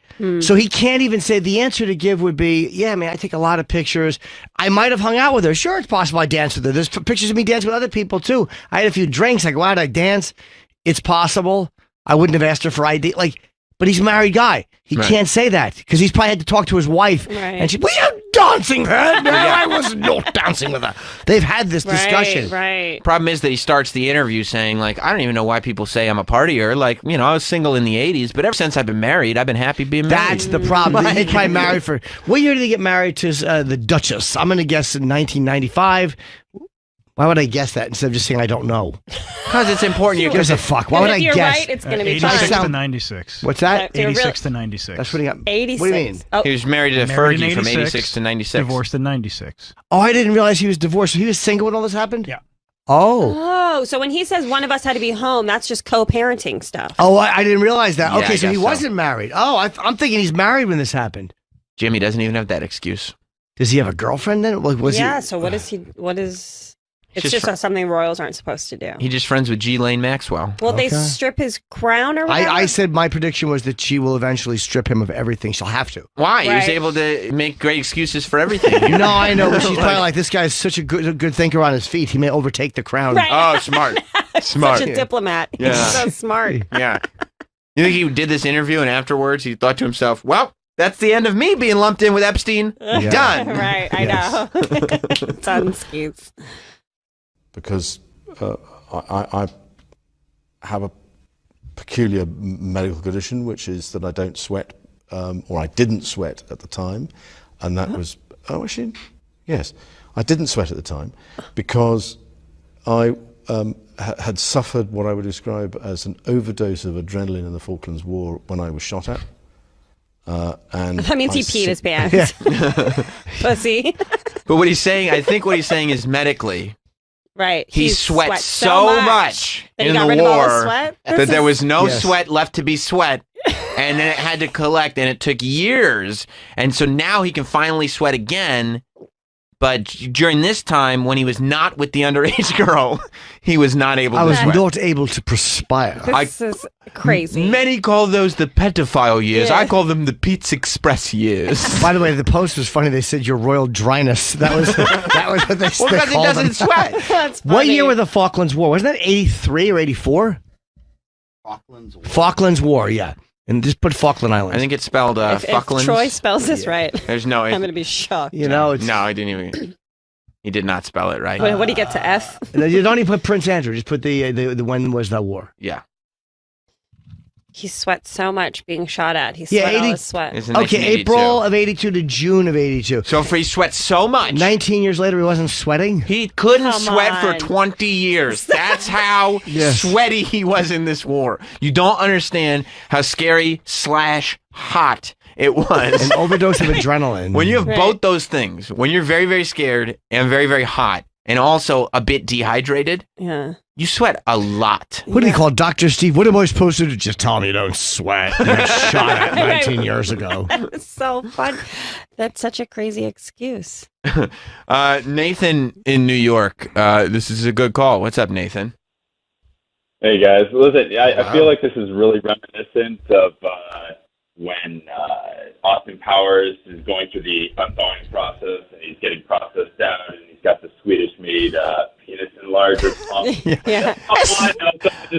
It's not mine, baby. Right. One Swedish-made penis enlarger pump, one adapter. That's not mine. That's The receipt and he's like, Swedish-made penis enlarger pump to me. This sort of thing is my bag, baby. Oh yeah, thank you, Nathan. He goes like, that type of thing is not my bag. One book, Swedish-made penis enlarger and me. This type of thing really is my bag, baby. By Austin Powers. Right. That's not mine. Right. Yeah. Maybe it's just we're just experiencing some sardonic British dry wit in this interview. Yeah. We don't get it. I don't get it. It was almost impossible for me to sweat, and it's only because I have done a number of things in the recent past. And they've all been that I 14. started- And by things, I mean children. They've all made me nervous enough to sweat. I did not sweat until Jeffrey Epstein got arrested. It's like crazy. He's like this crazy old dry man looking for like fountain of youth from young women's vaginas. He has a damn good haircut, doesn't he? Yeah. It is a good haircut. I That wonder if suit. his Yeah. saliva was okay. Right. That's what I would have asked. I'd be like, could you still spit? Could you still make a comer? Could you still- Yeah. could you still French kiss? Was it all? Show me. Show me how Show you me how kiss. you French. Gross. do that again. So I'm afraid to say that there's a medical condition that says that I didn't do it, so therefore... Is it possible that you met Virginia Roberts, dined with her, danced with her in Tramp, had sex with her? He's shaking his head the whole Like time. a child. Exactly, No. like a little kid in trouble. No, mommy, was it me? Here's when you know somebody's probably lying to you. If you have a kid, right, and you're saying, "Is it possible?" and they're already shaking their head, going, no. nope. Like, I haven't asked you yet. What do you mean no? I haven't asked you. Right now he's 6 years old, and his mother is asking him, "Did you put a firecracker in the anus of my Yorkie?" When you're shaking your head no at did you put, it means you put that firecracker in a Yorkie. No. And I didn't shove it in the ass either. I didn't even ask you about that. Oh, man. On another date, No. do you remember meeting her at all? No. Do you know you didn't meet her, or do you just not remember? No. Whoa, mind games. I don't do well with double negatives. Right. By the way, the answer there is I just don't remember. Like Yeah. I can't know I didn't meet. If I don't remember, it's a weird question. She's just trying to trap him. She's trying to get very him. slippery of you, Agent Starling. I like her. There's a photo of on the New York Post of a woman with her tongue out gripping Prince Andrew's face there, and it says Prince's tail takes a licking. Well, he doesn't dance very much, and no PDAs. Let me see the go lower. Oh, No man. public displays of affection. No PDAs. No. Oh, man. That's also fake, and that one's fake. Lots of fake photos. See, here's the thing about him. There's almost no photos of Prince Andrew, is the thing. Yeah. I don't know how the Daily Mail got all these photos. They must be the only photos in existence. He's not even trying to blend in with that outfit either. He's like, oh, I know, well, my navy blazer and my collared shirt, Oh, you know? no. Like, he looks like a prince. I got to or tell whatever. you, Karen Fian, What? apparently within minutes of Prince Andrew's interview, the reviews started rolling in online for Pizza Express. Yeah. And one of the reviews was, if you need an alibi, this is the restaurant for you. Stop. That should be their new tagline. That's right. We'll protect you. Another review for Pizza Express immediately following this interview wrote, I very much enjoyed my visit here, right down to the last slice. I've stayed at many a mansion of billionaires and been to some amazing nightclubs, but I can't remember anything about them. Only my visit to Pizza Express in Woking. So that tells you how much I enjoyed eating there. So funny. Unforgettable. That's what you are. Oh, my God. Another review says, I can remember every time I have been here and the exact date as well. Yeah. Oh, it's great. So, I mean, what's going to happen? You think he's going to get stripped of his stuff? Yep. What, the queen's going to come down? People keep thinking this is going to go away, but it's too enticing. Yeah, For it's the too press. salacious of a story. Yeah, he's the prince. Yeah. How about this one? I definitely came here around 4 to 5 p.m. on March 10th, 2001, ate a whole sloppy Giuseppe without breaking a sweat. Signed, Andy. The last time I had pizzas, the towers were standing. Creative. So there you go. I guess that you want to hear a little bit more. I think we were mid-sentence. Okay. I can't get enough of it. There's one at the end I love, too. I can't wait to I watch it. don't know if I've met her, but no, I have no recollection of meeting her. Because she was very specific. She described the dance that you had together in Tramp. She described. Do you have? I think we have a lot of this. Do you, Travis? Have you found the very end when he says I'm becoming? Yeah, she says it was I'm becoming of you. You remember that part, right? I remember that part. I don't have that. I have it on my phone. I have when she talked about the Palm Beach house and getting massages from women. Let's just go to the very end. You don't on your phone. It doesn't say what the time code was, does it? 'Cause I know you recorded it off your screen. I don't think so. I just giggled when I heard it. And I also have when he talked about the last time he saw what's her face. July. Jizzy Lane. No, it was Yeah. before July. Oh, okay. Hang on. Stop right there. Stop right. Sam loves it so much. It is. You love it. My favorite thing that's Yeah. happened. Yeah. Troy, if you wouldn't mind going back 30 seconds. 30 seconds would be a safe bet. This was also an incredible moment that I think Jim and I saw because we actually watched the interview. Jim, I'm sorry. No, that's. I should have. Karen, you. I know. If I was given the homework, I would have done it. Really? Yeah. Sure. Oh, okay. Let's listen to this is, I believe this is the Jizzy Lane clip that you were talking about, Travis. This is when he talks about the last time that he saw Jizzy Lane which is Who's Jizzy Lane? She is the girlfriend of Epstein. The black-haired girl. Yes, that short was her- black-haired girl. That's not her name, Jizzy Lane. I don't know what her They name. call her Ghislaine, but I've heard Ghislaine, but now it's Ghislaine. Ghislaine. I've been Jizzy calling her Lane. Jizzy Lane because I feel like I there's like all it, those Sam. letters in it. I like it. She's in the photo with him that he says is probably a forgery. Yeah. But he did continue his relationship with her long after he, quote unquote, ended his relationship with Jeffrey Epstein. And she's got the pussy keys. She's got all the girls. Well, that's what they say. Well, That's he a knew her legend. before from Yes. university. University. So he met Epstein through her. So it's logical that he would be friends with her. Actually be friends with her. Yeah. I mean, I would think that That's not weird. even if I was friends with somebody, if I was like, I can't hang out with your husband anymore or your boyfriend anymore because the pedophile stuff, Right. I'd probably be like, and also, Maybe not you. since that's still your boyfriend, I need you to also make that choice. Otherwise, we probably can't hang out. Yeah. Right. You know, because it's unbecoming of a prince. At the time and got a photograph of us. It's one of the very few photographs there are of us, but that was the case. He's talking about the Epstein Yeah. photo. Park. If there are questions that Ghislaine has to answer, that's her problem. I'm afraid I'm not in a position to be able to comment one way or the My other. name's Paul, and that's between y'all. Was your last contact with her? It was earlier this year, funny enough, in the summer, in the summer.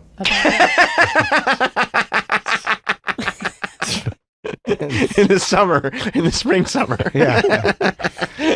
You think That's when it's spring and someone says it feels like summer. And you go, I'm yes. trying to remember if I was sweating or not. Do you think he remembered the real date and then remembered the date that he was supposed to say? Yeah. Okay. Because this interviewer, again, goes to work. She's good. She was here doing some rally. So even though he had by then been arrested and was facing charges of No, sex trafficking. no. No. It was early spring, I think. It was long. Because when was he arrested? July. No, it was before July. Yeah. He remembers the specific date 18 years ago. Did he have pizza? He went to Pizza Express. But he's a little wishy-washy on the last time he saw Ghislaine Maxwell, Right. From which this was, 6 months ago, 3 months ago. Before or after Epstein went to jail. It was summer. I mean, spring, summer. I mean, very early spring. I mean, before July. I mean, a May-December relationship. Yeah.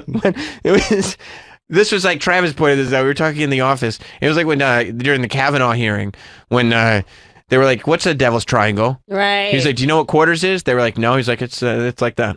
Yeah.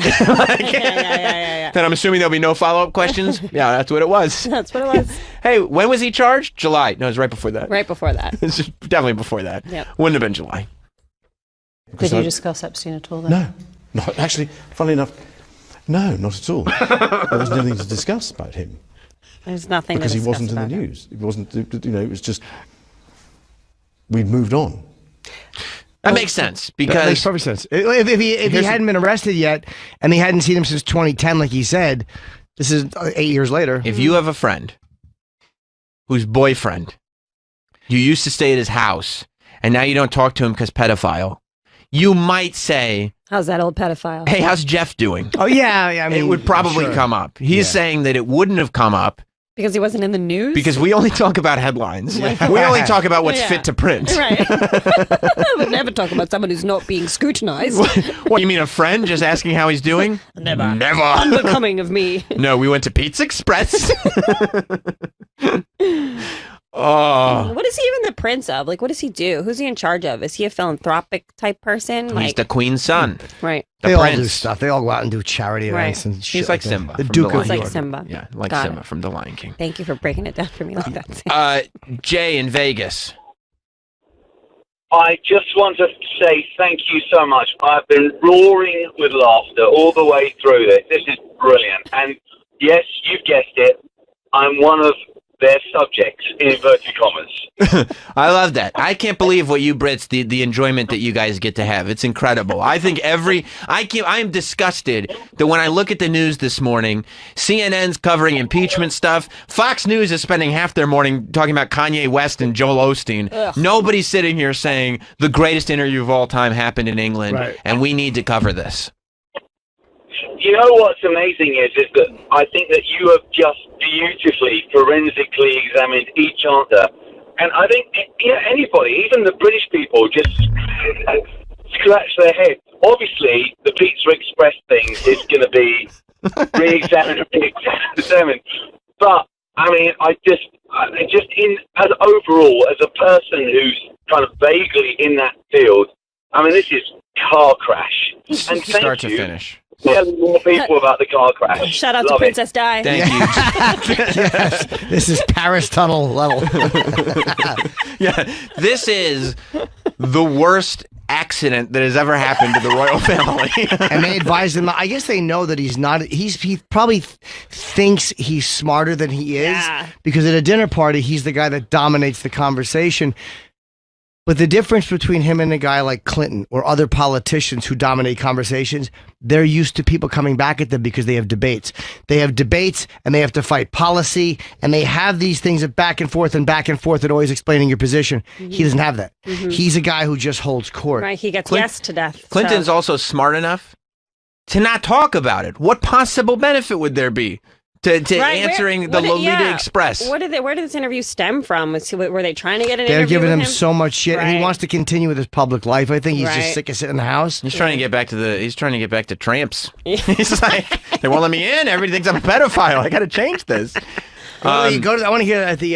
We're almost done. We have you got that one. Yeah, we have her face. She can't hide it. This is what's so great. Yeah. Yeah. I want that she doesn't believe him, or she can't believe he just said it. Yeah. It's so silly. I want to end on this. This Very is the clip British. that you sent me last night. This is the Jim Norton Exclusive? clip of the interview. Yeah. It just never happened. You've talked about a thick skin. I wonder if you have any sense now of guilt, regret, or Hang on. You said the question started at. Yeah, the question started at 47, but you can go to 48 just to get the.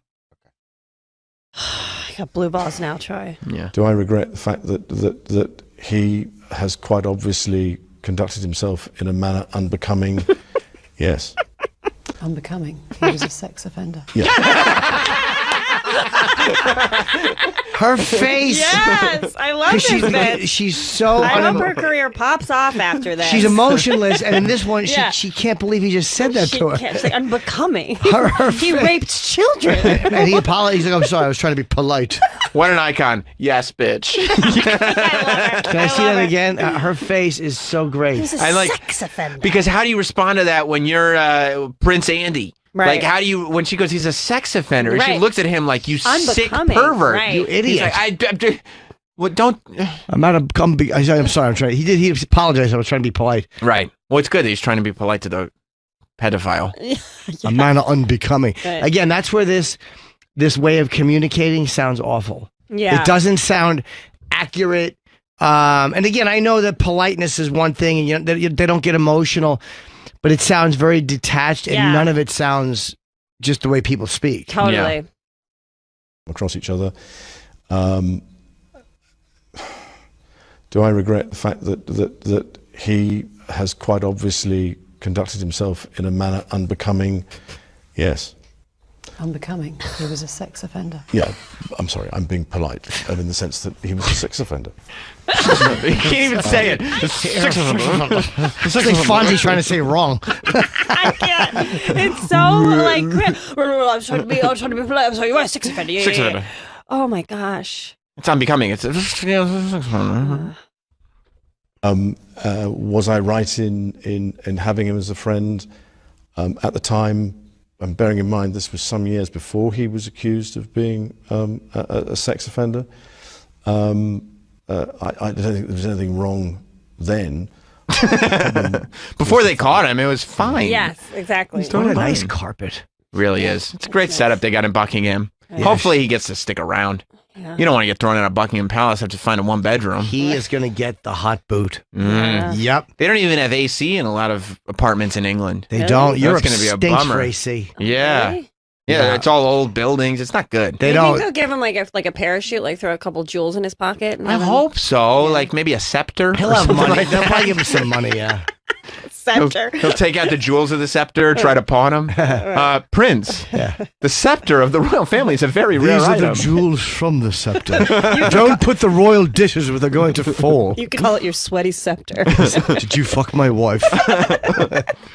By the way, also earlier in the interview, and you guys don't have to pan through the whole thing again, but he did say that he thought that Epstein, he would have to take the coroner's word that it looks like suicide. It was suicide. Looks like right, suicide. right. He's no expert, he said, Right. but it looks like the We British have never killed ourselves. We Yeah. don't believe in suicide. It's not becoming. right. We have to break, but do we have time? Let me ask you, Mike, will we have time when we come back to get to Sam just hit the camera with his hand trying to yawn. Idiot. And Look, it's not my camera. Wait, fix the camera. No, I don't have to. So wait, it's pointed at the screen. Mike. Yeah, Mike. So Mike, we're glad that you're here, Karen, because Rob was doing a speech at his he took a day off on Thursday. We've chatted. Is there enough? You and time? Rob have? Yes. Where did you and Rob speak? Just wherever his wife couldn't hear us. No, we were just chatting outside. Okay. I'm excited to hear about his performance. Hey, listen, Mike, we have enough time. We have about 12 minutes of total footage, so it depends if you want to do the pre-interview and the post-interview and the I fan can't do 12 minutes reactions of and Rob. everything. I'm going to say that right now. So we have a robust set of content. To All right, share. how about this? We'll come back, and then get into it and do what we can. We'll start it, and if we have to finish it tomorrow, we'll finish it tomorrow. Yeah, But if we'll we have get- to finish tomorrow, we can. We'll get to the beginning. I'll finish Rob. Yeah, I know you. I'm going to be in Philadelphia. Stop looking at the camera. Thursday, Friday, Saturday, Sunday, doing my act, and then second week of December, I'm here in the Big Apple, doing the Carolines. We'll be right back. Stay tuned. We'll be back with more Jim Norton and Sam Roberts. He said that you accused him of harassing you, except it was a different Brian that harassed you, and you just got the A names different wrong. blind Brian. I mean, are we really going to hold that against me? How many blind Brians are there running around? He said you got the name wrong in your phone, and it was a different Brian. He didn't do It was anything. his co-producer. It was the person he put on the show with. And the only reason he didn't harass me is I blocked his number after I quit his stupid show. Oh, okay. Well, that settles that then, doesn't it? Thank you. That settles that. Yeah. So, Rob. Let's do it. Operator error. I don't know if it was error. I was just trying to save the audience. Yeah, let's talk about your. You were asked to go back to your old school for what? It was a communication panel for an alumni panel for communication students. Okay. To kind of learn about more about the industry, how to get a job, how to get an internship, that sort of thing. Who else was on the panel? There was a guy who was the communications director of a governor. There was a guy who was there was a student who was really good, who just had a lot of internship experience and things. They put a student on the panel for students? Yeah. Jack Crawford sent a student to me. There were a couple advertising people, so Thin panel, huh? it was okay. Wow. We caught Mike Montone. When I said thin panel, Mike goes like this. It was about as exciting as you could imagine a communications department panel at the University of Scranton being. So we sent Mike Montone as a reporter out there, and all we know is what Mike sent back to the group, which was a photo. I was actually picturing naively an auditorium. Me too, and a stage. And a stage where the panel would be up on the stage, and there would be an auditorium full of communication students. And what we got, we couldn't see the audience. Right. But we saw flat on the floor at what appeared to be he's so cute. a job fair. It looked like the table might have been set up in the hallway outside the auditorium. And we'll post this poor picture. Rob looks. I just took a picture of Rob. so miserable. He looks He hates it. so defeated. Poor Rob. He doesn't. Look at Rob. Looks so defeated. Robbie looks so cute Rob- and young. Poor Rob. Thank you. Rob doesn't like being teased. No, not he doesn't. it. He does not. No, that's not But it. there's a little He's panel not happy there. with his performance. I wasn't happy with my performance. happy. You weren't happy with your performance at the panel? No, yeah. You were next to a bunch of duds. That was terrible. Why? How could you be Hold terrible? on. The first thing was the table, which I did point out they couldn't hide that it was a cafeteria table with purple tablecloth on it. Like, they actually were able to put together a panel. No mics. There was no reason for mics, I No, you could suppose. yell. They actually put together a panel where, based on how many people were there in the audience and based on who was on the panel, Rob, you were the biggest deal there. Like, you actually showed up, and instead of being in this position where you're like, I shouldn't be here, these people all have more experience than me, you showed up and you were like, I'm a way bigger deal than any of these people. Right. Look at these old bitches. What do they even do? What do they do? One of them's a student who's just like, oh, I got an internship. Yeah. Guess what, kids? You can go to your internship office too and get an internship. How many people in the audience? There were probably 40 to 50. Okay. It's not bad. No. Is that right, Mike? You're here to verify that the... seems about okay. right. It was a very exclusive event. Now, Rob, were I you... wish I could draw that much. Were you glad or not glad that Mike Montone showed up and sat in the front row? I wasn't, thrilled about it. Okay. Did I want that to happen? No. You would prefer I would not. preferred like a nice, hey, I'm going to help people. It's, I haven't taken a day off since my honeymoon. Right. Like, it's just easy. It would have been nice. It would've Right. been, Right. oh boy. Ooh. Wait, well, how come you said that? He's just not happy about this. No, he's pissed. You can tell on his face he's not happy. He wants to just get through it. Yeah. Yeah. Rob looks very unhappy. He looks very unhappy, Yeah. yeah. That's the truth. Yeah. Why would I be happy about this? Because it's just like you guys are just trying to, Create content? Yes, be funny on a radio show. Dude, I brought in my fucking stand-up tapes in 1993, 93, and they were terrible. I totally and I had get Colin and Voss Yeah. and Patrice destroying me for what I believed was art. Right. Of course, nobody else gets goofed on. Yeah. That's not it. It's just My wife's boss once let her know that he thought it was funny that he was able to find a tape of the show spending an hour making fun of my wedding. And he let my wife know that he thought it was funny too when they did it. It's just the most, special day of her life. Yeah, somebody tweeted, I was blackout wasted on Legion of Skanks, and somebody tweeted at the picture of me on you guys today, this thing when I was super drunk and Louis J. Gomez throwing water in my face. So we all get goofed on. Sure, I'm sure. They sure didn't throw them at your armpits. I wish. Yeah, exactly. Look what an asshole Karen looks like in her photo today. Do I? Okay. Oh, the one that you were coming on. Are you negging her again? Wait. No, her pits are raging. Wait, we got to hear. I want to hear a little bit of this. I do Please, too. let's start this. But Rob's upset. Rob, why? I'm not. Let's Do see you what want to hold happens. hands during it? No, I'm okay. Thank you, though. Some of his comments during the pre-interview really capture the way he felt about this little project. You know what's great about my favorite part about this whole... What? Mike's fucking dumb What press is that hat. hat? Oh my God! What's on that hat? Is that My favorite part about the whole scenario It's a press card. is Yeah. that Rob is visibly and audibly pissed about this whole thing, and Mike's his mood hasn't changed one iota. Mike is happy as a pig in shit right now. We're looking at video, and he looks as happy as ever there. I mean, Mike is saying there's content to be created. Just a reporter on the beat, Sam. That's it. You're not there to judge. Okay, we're now looking at Mike. He is on a corner in Scranton, Pennsylvania, right outside a Gold to Cash store. And Sheely's drugstore. Yes, he's in a pea coat, and he's got his press hat on with the, of course, Hey, what do you say? the press paper inside the fedora, so we know he's official. Yeah. Oh, sorry. It's okay. All right.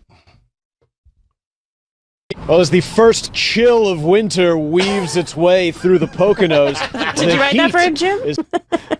Did you write that for him? He does all his own writing. He does all his own writing. Beautiful. He's a reporter. He's part of the Montone family legacy. It's gorgeous. It's on here on the picturesque campus of Scranton University as famed alumni Rob Sirocco makes his storied return to impart knowledge to the minds of communication majors eager to dive into the professional world. So this is a huge event. There's been a lot of ballyhoo surrounding it. Where'd you get your hats from? From Ziggy from The Wire? Mike is now interviewing handsome Rob right outside, I believe, right outside campus there at the University of Scranton. The Naples Yeah, Center. it's the student center. Oh, the Naples Center? Yes. I see. I see. Sam show. What are your thoughts on the ride out here today? Thoughts on the ride out? Just kind of getting in preparation to answer some questions for this. Because we brought up the show and this whole thing, the documenting of your experience was brought up on the show. How do you feel, what are your feelings towards guys like Travis Teft and Sam Roberts, who one could say that they might have goaded you into allowing us to document this experience? Well, I'd say like Travis is a little rat bitch. Rat bitch. Wow. Get him, Rob. Wow. Travis, is that offensive to you? No, it's the one thing Rob says. He does go back to bitch a lot. I think it's funny when he says it, but he does say it a lot. Well, that's why he says it. Because I think it's funny? Yeah. I do think it's funny. It's funny to call somebody a bitch. Sure is. Clearly for the microphone. Yes, Travis rat is a rat bitch. Mainly because like I just went to him. I said, "Hey, listen, Scranton contacted me. I might do it. I don't know." And his was just like, "Well, if that's how you want to spend a day off, that's cool." And then that was really it until it was brought up on air. So it kind of just, I guess, took me by surprise. Yeah, and Sam Roberts. Let's not leave him out of this. He played a crucial role. Yeah. I mean, he's a bit of a weasel, I'd say.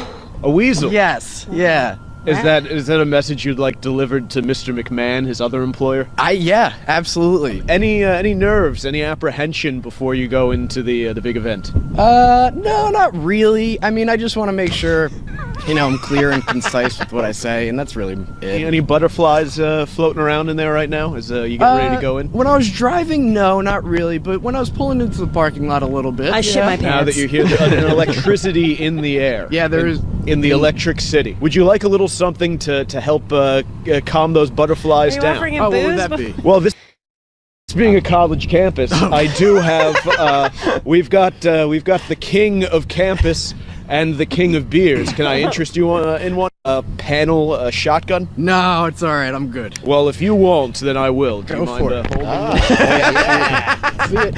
Oop. Dripping a little bit. There. Mike Montone is shotgunning a Our beat reporter. Well done. Does this bring you back to college? It does. While I never attended Scranton University myself, it does bring me back to my old campus days. So we'll have more for you folks later. I'll see you inside. He shotgunned a beer, and it's all all over over his your coat. jacket. Did, yeah, a little That's bukkake. great. Yeah, That's great. Bukkake. So Rob, does it bother you that this was supposed to be your day off? You keep going back to the day off thing. Well, it bothers me that I, kind of can't do something to try and help other people without it being like a mockery in here. Well, if it's good, It's like, but it's the truth. How is it? Like, yeah. No, go ahead. no, I don't. No. Well, are you new? Did you just start? You just started listening, or? No, but it's like Troy took the day off, and he gets nothing for it. I get it. He's doing another job, and he has another gig. I get that, but I it's mean, if just Troy like, were doing something silly on his DJ, like if Troy showed but up how in is like this a silly. All I'm trying I don't to do know is if it's help not people. if it's not silly. It's just We'll just play it and be bullshit. like, oh, this isn't silly. Like if we played Troy DJing and be like, is this what you did? And Troy was like, yep. It'd be like, oh, I, for one, am interested in learning how to Okay. communicate. I right. did not. Do I want to that well. hear. So you're saying that you don't like that your important work is being mocked? Kind of, yeah, a little bit. I mean, I just wanted to. I don't know. And there's no way possible to just have fun with this. There's no way. We have to take everything so seriously. It's not that. It's just. Do you think if this were happening to somebody else, you would have the same point of view? I don't know. Maybe. Depends. It was weird because I took a day off because, my day offs are mine, Jim. Sure. And I took a day off a year and change ago to do WrestleMania. And it was so important to me. And I was just trying to fulfill my dream, Mm-hmm. And I did mess up on camera. And I feel like you guys took advantage of me and made a mockery of what I was doing. And I'm kind of still waiting for that apology. I understand. I once tried to tell a woman what was wrong with the sandwiches she was serving. If I remember. It just didn't taste fresh. Bar rescue. You mean you were on national television? Making a fool of myself. On your day off, by the way. It was my day off. Yeah, it was. I flew in on a plane. Yeah. This was my big break. And then you were just, and look at Mike Montone's laughing at you. Well, let's hear a little bit of this thing. I mean, Rob seems obvious. We didn't hear any of it. No, we didn't. And Rob is saying, I just wanted to help people. Why is that not being treated? I don't want to speak for you. What are you saying? I mean, everything, it's just, I didn't want to do this under the make fun of it thing. I tried to do it, tried to really, give people advice, but I clearly didn't because I just got it way too in my head. Don't you think this will help put Scranton University on the map? I feel like Prince Andrew probably felt the same way. He was like, look, when I did that interview about the pedophile stuff, I really wasn't doing it in a make fun of me type of way. But it's like... I was just trying to explain. But all I did was just go to Travis, say, hey, listen, Scranton contact me. I might take a day off. This is what it's for. Nothing else was brought up. You didn't come to me and be like, hey, that's cool or whatever. It's just like, all right, and then brought up on the air, and then it's just like, all right, well, we're going to go with you and make fun of you and everything like that. It's Rob, just... is there any way possible that you can help people at the school, and then the guys here who have to create content can have a little bit of fun with what you did? There's nothing else to talk about today? There's nothing else. Nothing else to talk about today. Well, no one got enough Prince Andrew clips. That's a pretty good point. Yeah, I mean, it's not... We're not digging through the bottom of the barrel. Do you think if you're at home and you're listening to a radio show, do you listen to comedy radio shows at home? Sometimes, yeah. Okay, if you find out that a staff member who maybe has a reputation of not being the greatest on his feet is doing something in the public speaking sphere, as a fan of that show, would you be interested in hearing that staff member speak publicly? Shine. I mean, if or would you say, as a fan of that show, would you say if he came to the show and said, "Yeah, hey, I'm doing this, let's film it and everything," yeah, obviously, but I didn't. You wouldn't be interested in seeing it if that person was reluctant? I don't think so. No, if you that was weird because I guess you were the one that was always objecting to the shitloaf bits. Yeah, you got me there. Well, let's hear it. It might be better than he thinks. That's right. I know nothing. I asked no questions. I know nothing about this. I have not seen an ounce of Not footage. even a second. No. There's some seats. About yourself. I hope he talks about me. Help out in every day-to-day aspect, whether it's getting coffee still, or even, video editing, being the videographer, taking all that stuff and putting it all together, managing their YouTube page, and it's been great so far. He hates his job, you guys. Hold on, the question is... That's right. Can you share a little bit about how you chose your current path? Yeah. Oh. I also interned for SiriusXM in 2012, and I started working there in 2017, so it was kind of a 5-year layoff where I always kept in touch with them. I always kind of created a contact with them just to kind of have, just in case down the line to always, if anything ever came up, it was always good to reach out and say, hey, look, I've learned this now. I'm here now, and anywhere I could help, please let me know, and just putting yourself out there and maintaining those connections throughout the years can always, you never know where it could lead. Good stuff. So what's wrong with that? So far, so good. Yeah. What's wrong with that answer? That's good. I don't know. I get my words suck. I can't really think on my feet that well. I mean, it's fine, a little meandering, but not terrible. I mean, it's not interesting, but it's spoke. You're talking to 3 people. Yeah, it's not like, Oh, it was good. Yeah. It was good, Rob. That would help me if I had Down syndrome. So it helped you. I maintain contact. How did you market your skills to your first employer internship? For me, getting my first internship was a little, I don't know. I mean, I just applied online, and they called me up, and I pretty much just not exaggerated my resume, but told them what I did, and kind of leaned into my resume and said how I was working for the radio station and how I was a fan of their show already to begin with. And so it helped that I already knew kind of the ins and outs of what they went through, even though it wasn't really behind the scenes, but it was listening every day and understanding them that kind of drove me to get that internship and then eventually land a job there too. See, what we got here's a game of show and tell. Show me everything, but you gotta tell me nothing. Hold on. What are some of the things that you know now that you wish you had known earlier as an undergrad? I don't know. Maybe the guys are fucking assholes that make fun of everything. Try to help people. Yeah, I'd also say don't be afraid to go for further education. I went after Scranton. I couldn't land a job. I worked at a coasting. Shout out to shitty school. You guys are fucked. I want you to know, even after you graduate here, you could go to a better school after. There's other opportunities out there. Which is like a soup sandwich place for a year.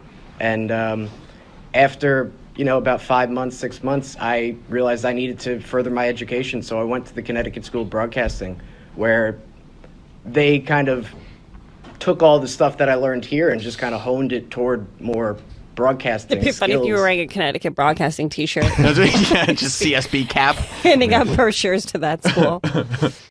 To have for in front of the mic, in front of the camera, and all that stuff. And just being able to learn on your own is kind of huge. Like right now, I'm trying to learn After Effects. Never done it in my life, but I'm figured why not. Oh, so And cute. I think the more that Never done After Effects in my life. Never done it in my life, but you know what? I'm going to learn it. I figure, fuck it. They say you can't learn After Effects unless you have a little experience, but you know what? Where there's a will, there's a way. So cute. I'm going to pull my socks up, I'm going to buckle down, I'm going to learn those fucking After Effects. You got a job. You got a responsibility. outside of the classroom will benefit you greatly in the long run. What are you most proud of? Okay, this is a big one. Did you say long run or long rub? Run. You did say run. This question, and by the way, the vibe in this room is weird. Everybody feels weird about teasing Rob right now. That's why this is flat. I'm okay. But I know you are, Karen. But I think that's why Rob is having a problem with this. Why? Because Karen's here. No, it isn't. But we're actually friends. Rob was shitty before, I think. Yeah. He's shitty, but this takes it to a new level because she's goofing on him. He doesn't like that. He's fine. Less. Karen's a very funny comedian. She's very funny, but Comedian. at your expense. That's comedian. That's fine. I don't mind being made fun of. It's Yes, you just, do. I think he doesn't Sure. like Yep. you making fun I'm of not, him what did more. I say? What did I say? I made fun of him. You didn't say anything. But Yeah, no, I think he's more pissed at you than he is Karen. For what? Yeah, those camo pants. Yeah. I don't think he cares about Karen What being would he here. be pissed at? That Aeropostale t-shirt. You're having a little sweatshirt. fun at his expense. why are What you did I mad at say? Troy or annoyed? I'm not mad at Troy. I'm just kind of, I don't Is it know. because I took a day off too? No, it's just. I can show you the video that I did. That's cool. It's man. just what? It's nothing. I don't know. It's whatever. It just feels like you guys don't respect me a little bit, and it hurts. You know, just. Yeah. All right. Can't do this again. I love it. I love his honesty, his directness. He's authentic. You guys don't respect me, and I want you to. Thank God Mike's beer chugging made the bit. No, it didn't, Rob. Your answers made the bit. Rob, at least once a day, I mentioned that I've implied that Mike doesn't have a brain in his head and that he gets all his satisfaction from lifting weights. We've been over this. And muscle milk. And muscle milk. Yeah. His name is Muscle Milk Mike. It's got to be the most condescending thing you could say about somebody. Your name is Handsome Rob. Have you ever seen Mike get shitty, Rob? No. About any of the goofing? Well, No, why can he handle it? I know why. He doesn't have a brain in his head. You know what I mean? How's he gonna get Thanks it? for Come on, complimenting guys. him. Why can he handle it? I don't know. I guess I'm wrong here. My mother is usually listening. Embarrassing. Lucky Mike. Yeah. Mike, I heard you shotgun a beer on that bit. It was great. It was great. I would love to have a mother who listens. Yeah. Well, you didn't have to say who listens. Oh, yeah. Nobody's ever gotten goofed on, right, Travis? Nope. What are you most proud of in your career? Proud of the fact that I'm not in a cubicle every day. I mean, it does. I know it's kind of said sometimes, but it's just like that lifestyle of being day in and day out, just sitting there in a cubicle with four walls around you, does kind of scare me. So I'm proud of the fact that I was able to. I'm not tall find enough to see something over the that- walls. Sorry, Rob. It's okay. You liked it. You smiled. I was a fan of, and kind of can jump onto it and be a part of it instead of just a fan on the outside looking in. Now I'm a part of something where I'm not just in a cubicle every day doing the same mundane work or stuff like that. I'm out. I'm doing kind of everything, anything that you could ever imagine. It's You're just, not in a cubicle. Say you it know, again. interviewing people. Why are you being so? You've been very severe on him. Okay, I just wanted to say one thing. Right. I won't say anything else. But no. I Okay. won't goof on him. You're right. You're right. Although in cubicles, they let you help people without making fun of you. If you're in a cubicle, you get a day off. That's your day off. It's nice. It is nice. Videos that, and seeing, videos that I've edited have over 1 million views is kind of crazy, because it's just like, it's your work that you put on YouTube, and then seeing Well, those someone numbers else's is work just- that you put on YouTube. It does say a lot about the people in the videos. The content. Somebody just raised their hand in the Q&A and went, enough about the videos! I'm blind. Blown. So, yeah, I mean, I was. Does having a management minor, yay, benefit you in communications? A management minor as well, and it's just I think it kind of helped me learn how to deal with certain people and their personalities. Ooh, that's a shot at both of you. Thing, and understanding that there are you're going to run into everybody when you're working, so it's how you can manage that and how you can deal with those people, I think, is huge. And that I called my boss a rat bitch right before this speech. Kind of. See, when you're doing this, you don't feel like an adult giving information. No. You don't feel like I've returned. What you feel like is a little kid talking to the adults. You feel like you put your shirt on and your sweater on, and the adults are sitting there listening to you, and you're not communicating as an equal. You feel like you're a kid talking to adults, maybe because Mike is filming you. Yeah, I mean, it doesn't help. I mean, honestly, you're not doing bad. It's fine. It's whatever. Having been there, the other ones on the panel were like all self-absorbed douches. Yeah. He was the only one that was just kind of like an honest, normal guy. Right, you look the most approachable. I mean, I can't see any of their facial features, Yeah. but you He's also look the only one approachable. actually doing anything. Right, yeah, he looked like I would feel most comfortable coming and talking to you. Well, we Fine didn't hear questions. the other ones. In fairness, we didn't hear any of the other ones. Can you just let him have one compliment? I'm not even saying it's bad. You might be right. I'm just saying they may be bubbling with charisma as well. I got you. So, Karen, you're saying you'd be most likely to come up and talk to Rob, Sure, because he doesn't feel like somebody that would be standing up in front of people. These all these other people look overweight to me. I would. They're blurred. Yep, they look blurry, they're like fat blurry people. And I'd much They're rather blurred talk out. to Rob. You can't see them. Yeah, they are no shape.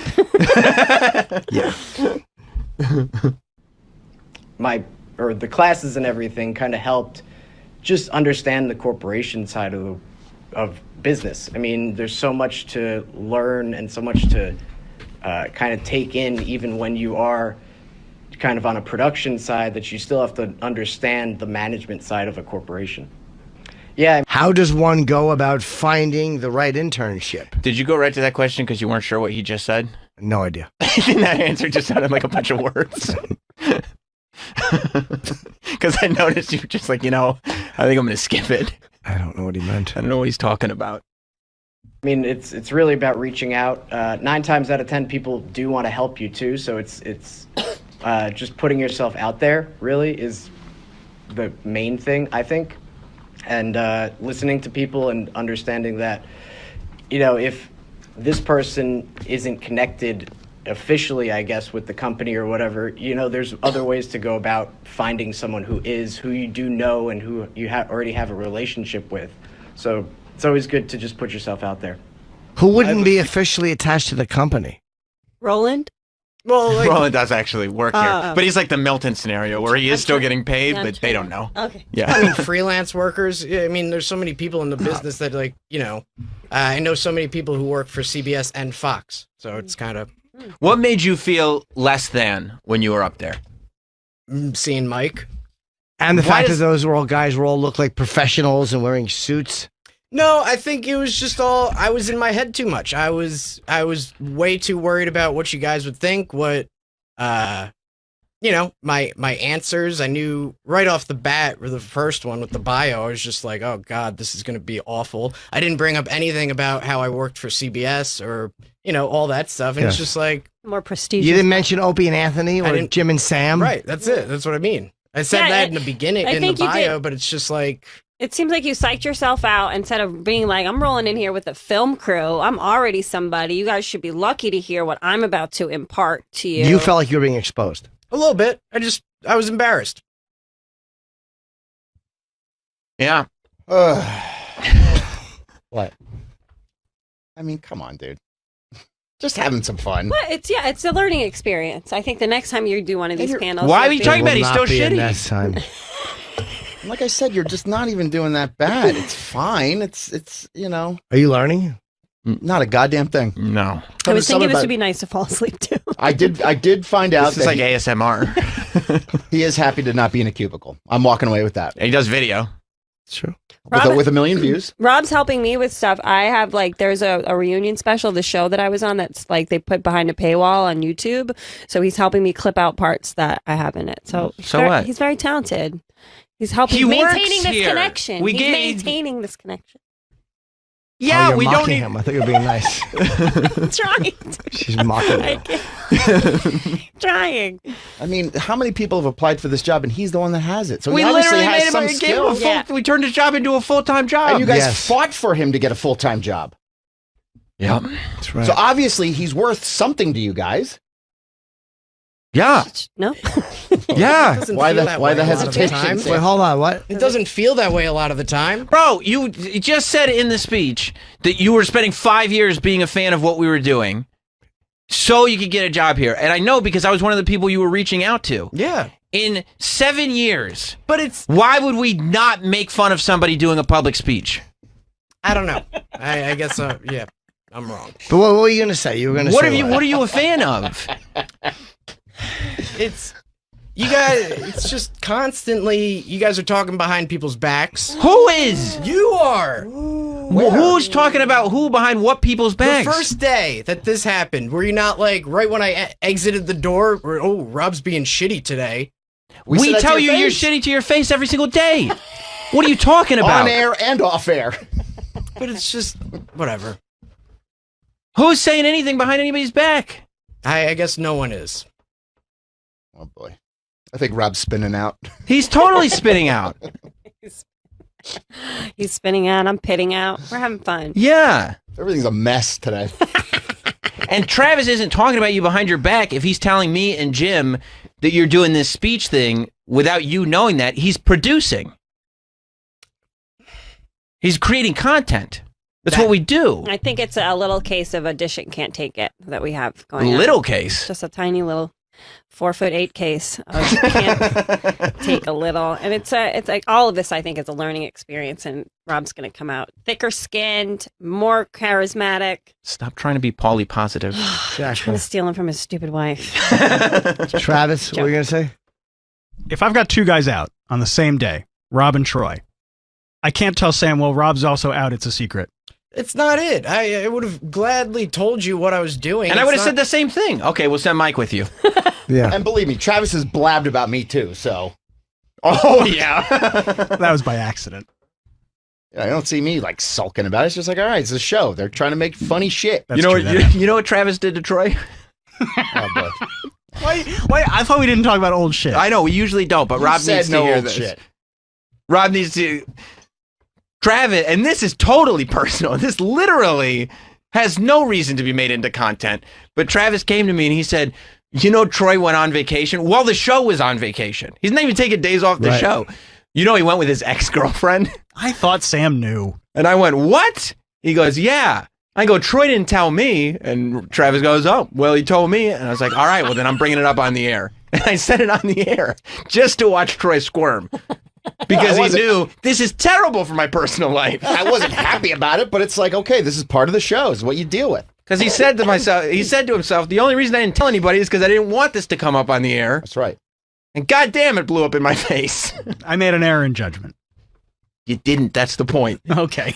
The reason you're here, Travis, is because you make that error in judgment every single time.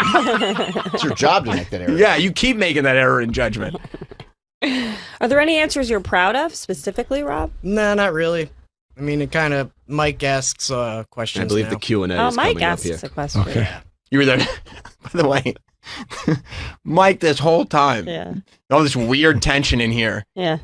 Mike's just got a shit-eating grin on his This face. is so much better than doing. Okay, see, this is what news. Mike's like, I was a fan of the show before I got here, and then stuff that happens on the show happens while Mike's here, and Mike's like, oh, cool, this is like when I was a fan of the show. Yeah. Right? Well, this answer was pretty. What was this? What was this question? What was the question? Let's try back it up here a little bit. Right. Yeah. How does one go about finding the right internship? All right. Yeah. Other ways to go about finding someone who you do know and who you already have a relationship with. So it's always good to just put yourself out there. I have a few for Robert. Oh, thank you. If I may. Look, that's the first smile you crack, though. There's your buddy. There's your friend that you work with every day. And he stands up and he calls him Robert. For Robert, and that's not a happy smile, by the way. No, that's oh fuck. Here we go. And he says a few. That's a nervous. This is for Robert. This is for Robert. I'll hang up and listen. It says here you were at Tramp's nightclub. This is my colleague, another producer on our show. Oh, why'd you have to spoil it? Why would you tell him that? I don't know. Look at that shitty face right there on that screen. That's his face here in studio. It's worse in studio. Yep. To document your experience. Yes, part of the press. I've been asked. I am a member of the press, and I have been asked Mike's crushing. to make a few inquiries. This is a question in multiple parts, and if you could just kind of answer them in order after I finish. Sure. Thank you. In order. First, number one, why did The you blonde lie lady loves it. I can tell her blurb is all red and smiling. Sorry, go to ahead. Anthony about the party? Well, wait. What was the question? Oh boy. Why did you lie to Anthony about the party? Okay, we're starting to get to the bottom of why he's getting shitty because he does not want this to come up in the panel. What's the? When I was an intern, What's the reference? Okay. He said he way back when you were. He said he threw a party. I was gonna throw a pool party. When you were That's true. interning for Opie and Anthony. He didn't. Yeah. You lied to Anthony. He stole Lou Costello's story. And so you decided that you wanted to ask him. Well, it's a career panel, so it's pertinent to his internship, and Okay. So All right. Okay. thought it would be constructive. Okay. Oh my God.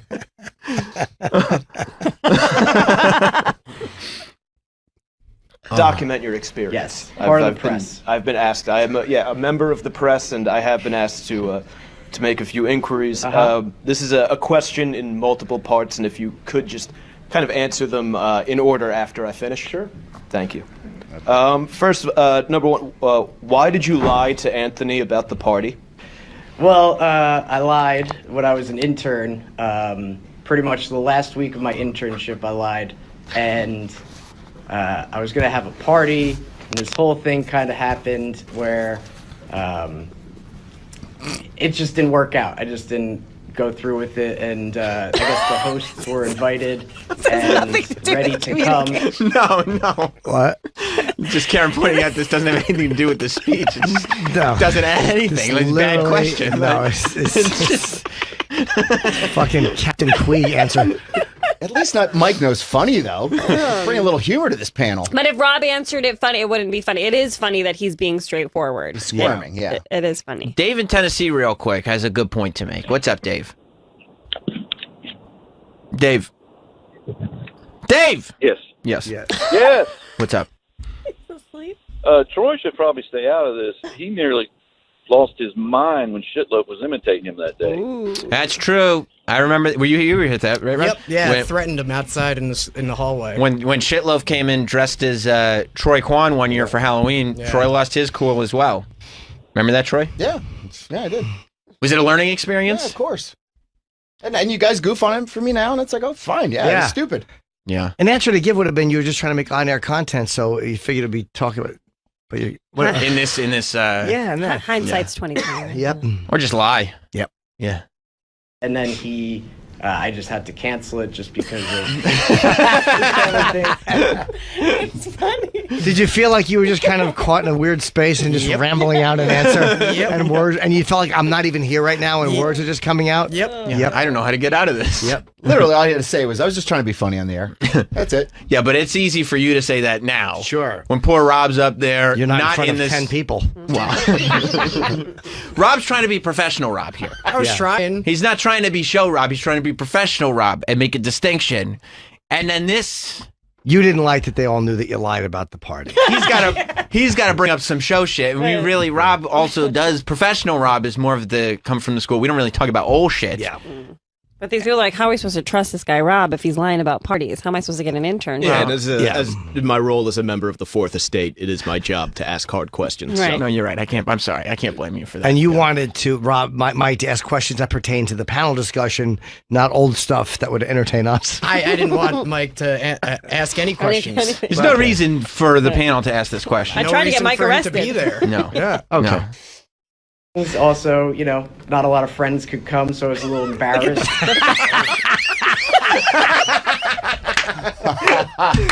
It's very embarrassing. Oh boy. So funny. I can see why Rob didn't want this to Oh, man, it's so funny. Oh, that's embarrassing. All right. Keep going. Oh, yeah.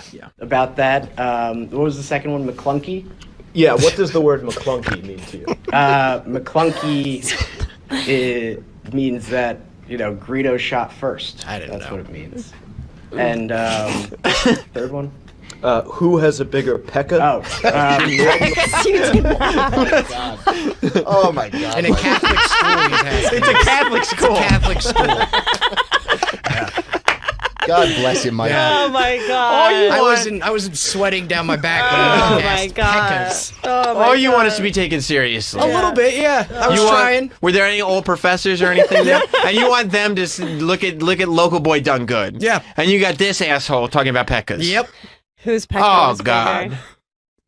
They're like- I would have absolutely hated that. Yeah. The professors are looking at him like, we're never bringing this Joker back. Yeah. Yeah, I mean, I was going to say, how could Mike being there hinder you from helping people? But you're right. I mean, I don't see how people could take your advice seriously if you got some guy in the audience that you've introduced as your coworker. Yeah. And he said it with the AH. Pecas. Peckas, yeah. And he said it before this too, because I cut it. So because What was the question that he said before this? well, no, I'm saying he asked the questions twice, and I forgot the Pekka's one. And so you And so I reiterated said, what was the other one? And he goes, Pekka. Peckas. Pekka. Yeah. Right. You're a Chip guy, right? Of course. Yeah. Imagine if Chip was there to ask questions. So what was actually the question? Who has the bigger Pekka? Oh, it gets flushed sorry, out. I didn't mean Yeah, to. You guys I wanna- hate to They get to the interrupt, bottom Should I of it. back it up a little bit so you hear Pekka again? I would Okay. like that, yeah. There we go. All right. You made him repeat it though, Rob. I did. He didn't remember. I didn't remember the question. How are you going to answer it? He asked 4 of them in a row. Right. Quick That makes fire, sense. Rapid fire. It means. And third one? Who has a bigger pecker? Oh, Jim Norton I'd say or Chip Lyle? Chipperson. Yes. Lyle? Yes. Lyle I do work for both. I do work for Belial. You have to say Lyle Chipperson has the biggest Pekka. Mike, well, he's trying to cut off Mike, so it's like, enough, Mike. And Yeah, Mike's yeah, like, yeah. Lyle Chipperson? Is it Lyle Chipperson? Oh my god. It's so funny, Rob. It's not helpful. Oh god, Rob's never gonna tell you guys anything again. No. And the Chip Chipperson podcast. And now you're stuck in a position, Rob. I already know what's going on in your brain. You have I to have to explain. explain who Chip is. And the last thing on earth that you want to do Yeah. is say the word podcast. Yep. Because it makes you sound like an asshole. Yeah. can't- Like, why is there an A in there? It doesn't Right. make sense. Like, Because students are so confused. We They're thought it was so confused. podcast. yeah, the people in that room are like, is this guy an idiot? Yep. The word is podcast. It's like, is that what happens when you put the after effects on podcasts? They become podcasts? Yeah. This is like 5 minutes after that incoherent babble. Yeah, I'd like to know more about putting yourself out there. I don't know what this guy's talking about with peckas and podcasts. Oh, it's so funny. podcast on YouTube and Riotcast Network. And I'd say Chip Chipperson, yes. You've seen both of them? Yes. At this point, this is where Rob has given up, and he's like, I guess I'm doing this for Mike now. Yep. I'm just doing this for the camera. Yep. What did the people afterwards say anything like on the panel? Were they like, so that Pekka question? I mean, a professor came up to me afterwards and was just like, that was interesting. Dude, the people on the panel probably loved it because they're all fake communications people, and it's the only fun thing that they've ever been a part of. Do you think you'll be asked back? No. Okay. Yeah, Mike's questions are the funnest part of this whole goddamn panel. I have. Thank you. Yeah. And finally, why has the media been complicit in covering up the Epstein? Yeah. Yes. No, you didn't ask about it. Oh, Mike. I wish I could see their faces. That's They so. blurred out. That's even worse Oh than my asking God. if Epstein killed himself. Right. Oh. Why is the media? What is your part? Why is the media being complicit in covering up? Mike, God I damn. mean, this is supposed to be a light, apolitical. Try to help people. Seminar for everybody. Help students out. And now you have to take a hard stance against the media and the cover up on Epstein. Look at Rob's face in this. Yep. He's like, you've got to fucking be kidding me. I mean, I get it. Troy, if you're up there at a DJ seminar, right? And you're already, you're literally on a panel full of guys that are probably 20 years your junior. You're already feeling insecure. And Mike stands up and on a DJ seminar, the Epstein question would probably go over like gangbusters. I mean, look, I don't know what I would do in this circumstance, but I'd like to think I would try to have fun with it. I would explain that it's a comedy show. It's a producer on the show. This is content for there. Listen back Monday morning. I mean, I think that's how I'd like. I don't know if I would panic like this. I mean, you know what you're walking into with this. I mean, I don't think that Rob knew that he was walking into a question about the media covering up the Epstein story. No. I'd like Rob, to hear did the you answer. know that question was? No. No, I wouldn't have thought so. No, I would like to hear the answer. Would you guys mind if I just back it up? No, and no, hear the no, question? it's a great Smart. idea. Smart, actually. Seen both of them? Yes, I have. Thank you. Yeah. And finally, why has the media been complicit in covering up the Epstein homicide? That's right. The homicide. Oh, that little thing. Homicide. Oh, yes. Oh, yes. He doesn't leave room for doubt. Well, I mean, they definitely have a connection to Epstein somehow. I'm sure he's given money to all these organizations and corporations. I have to look at all these students and say this. Were you embarrassed? Yes, very much so.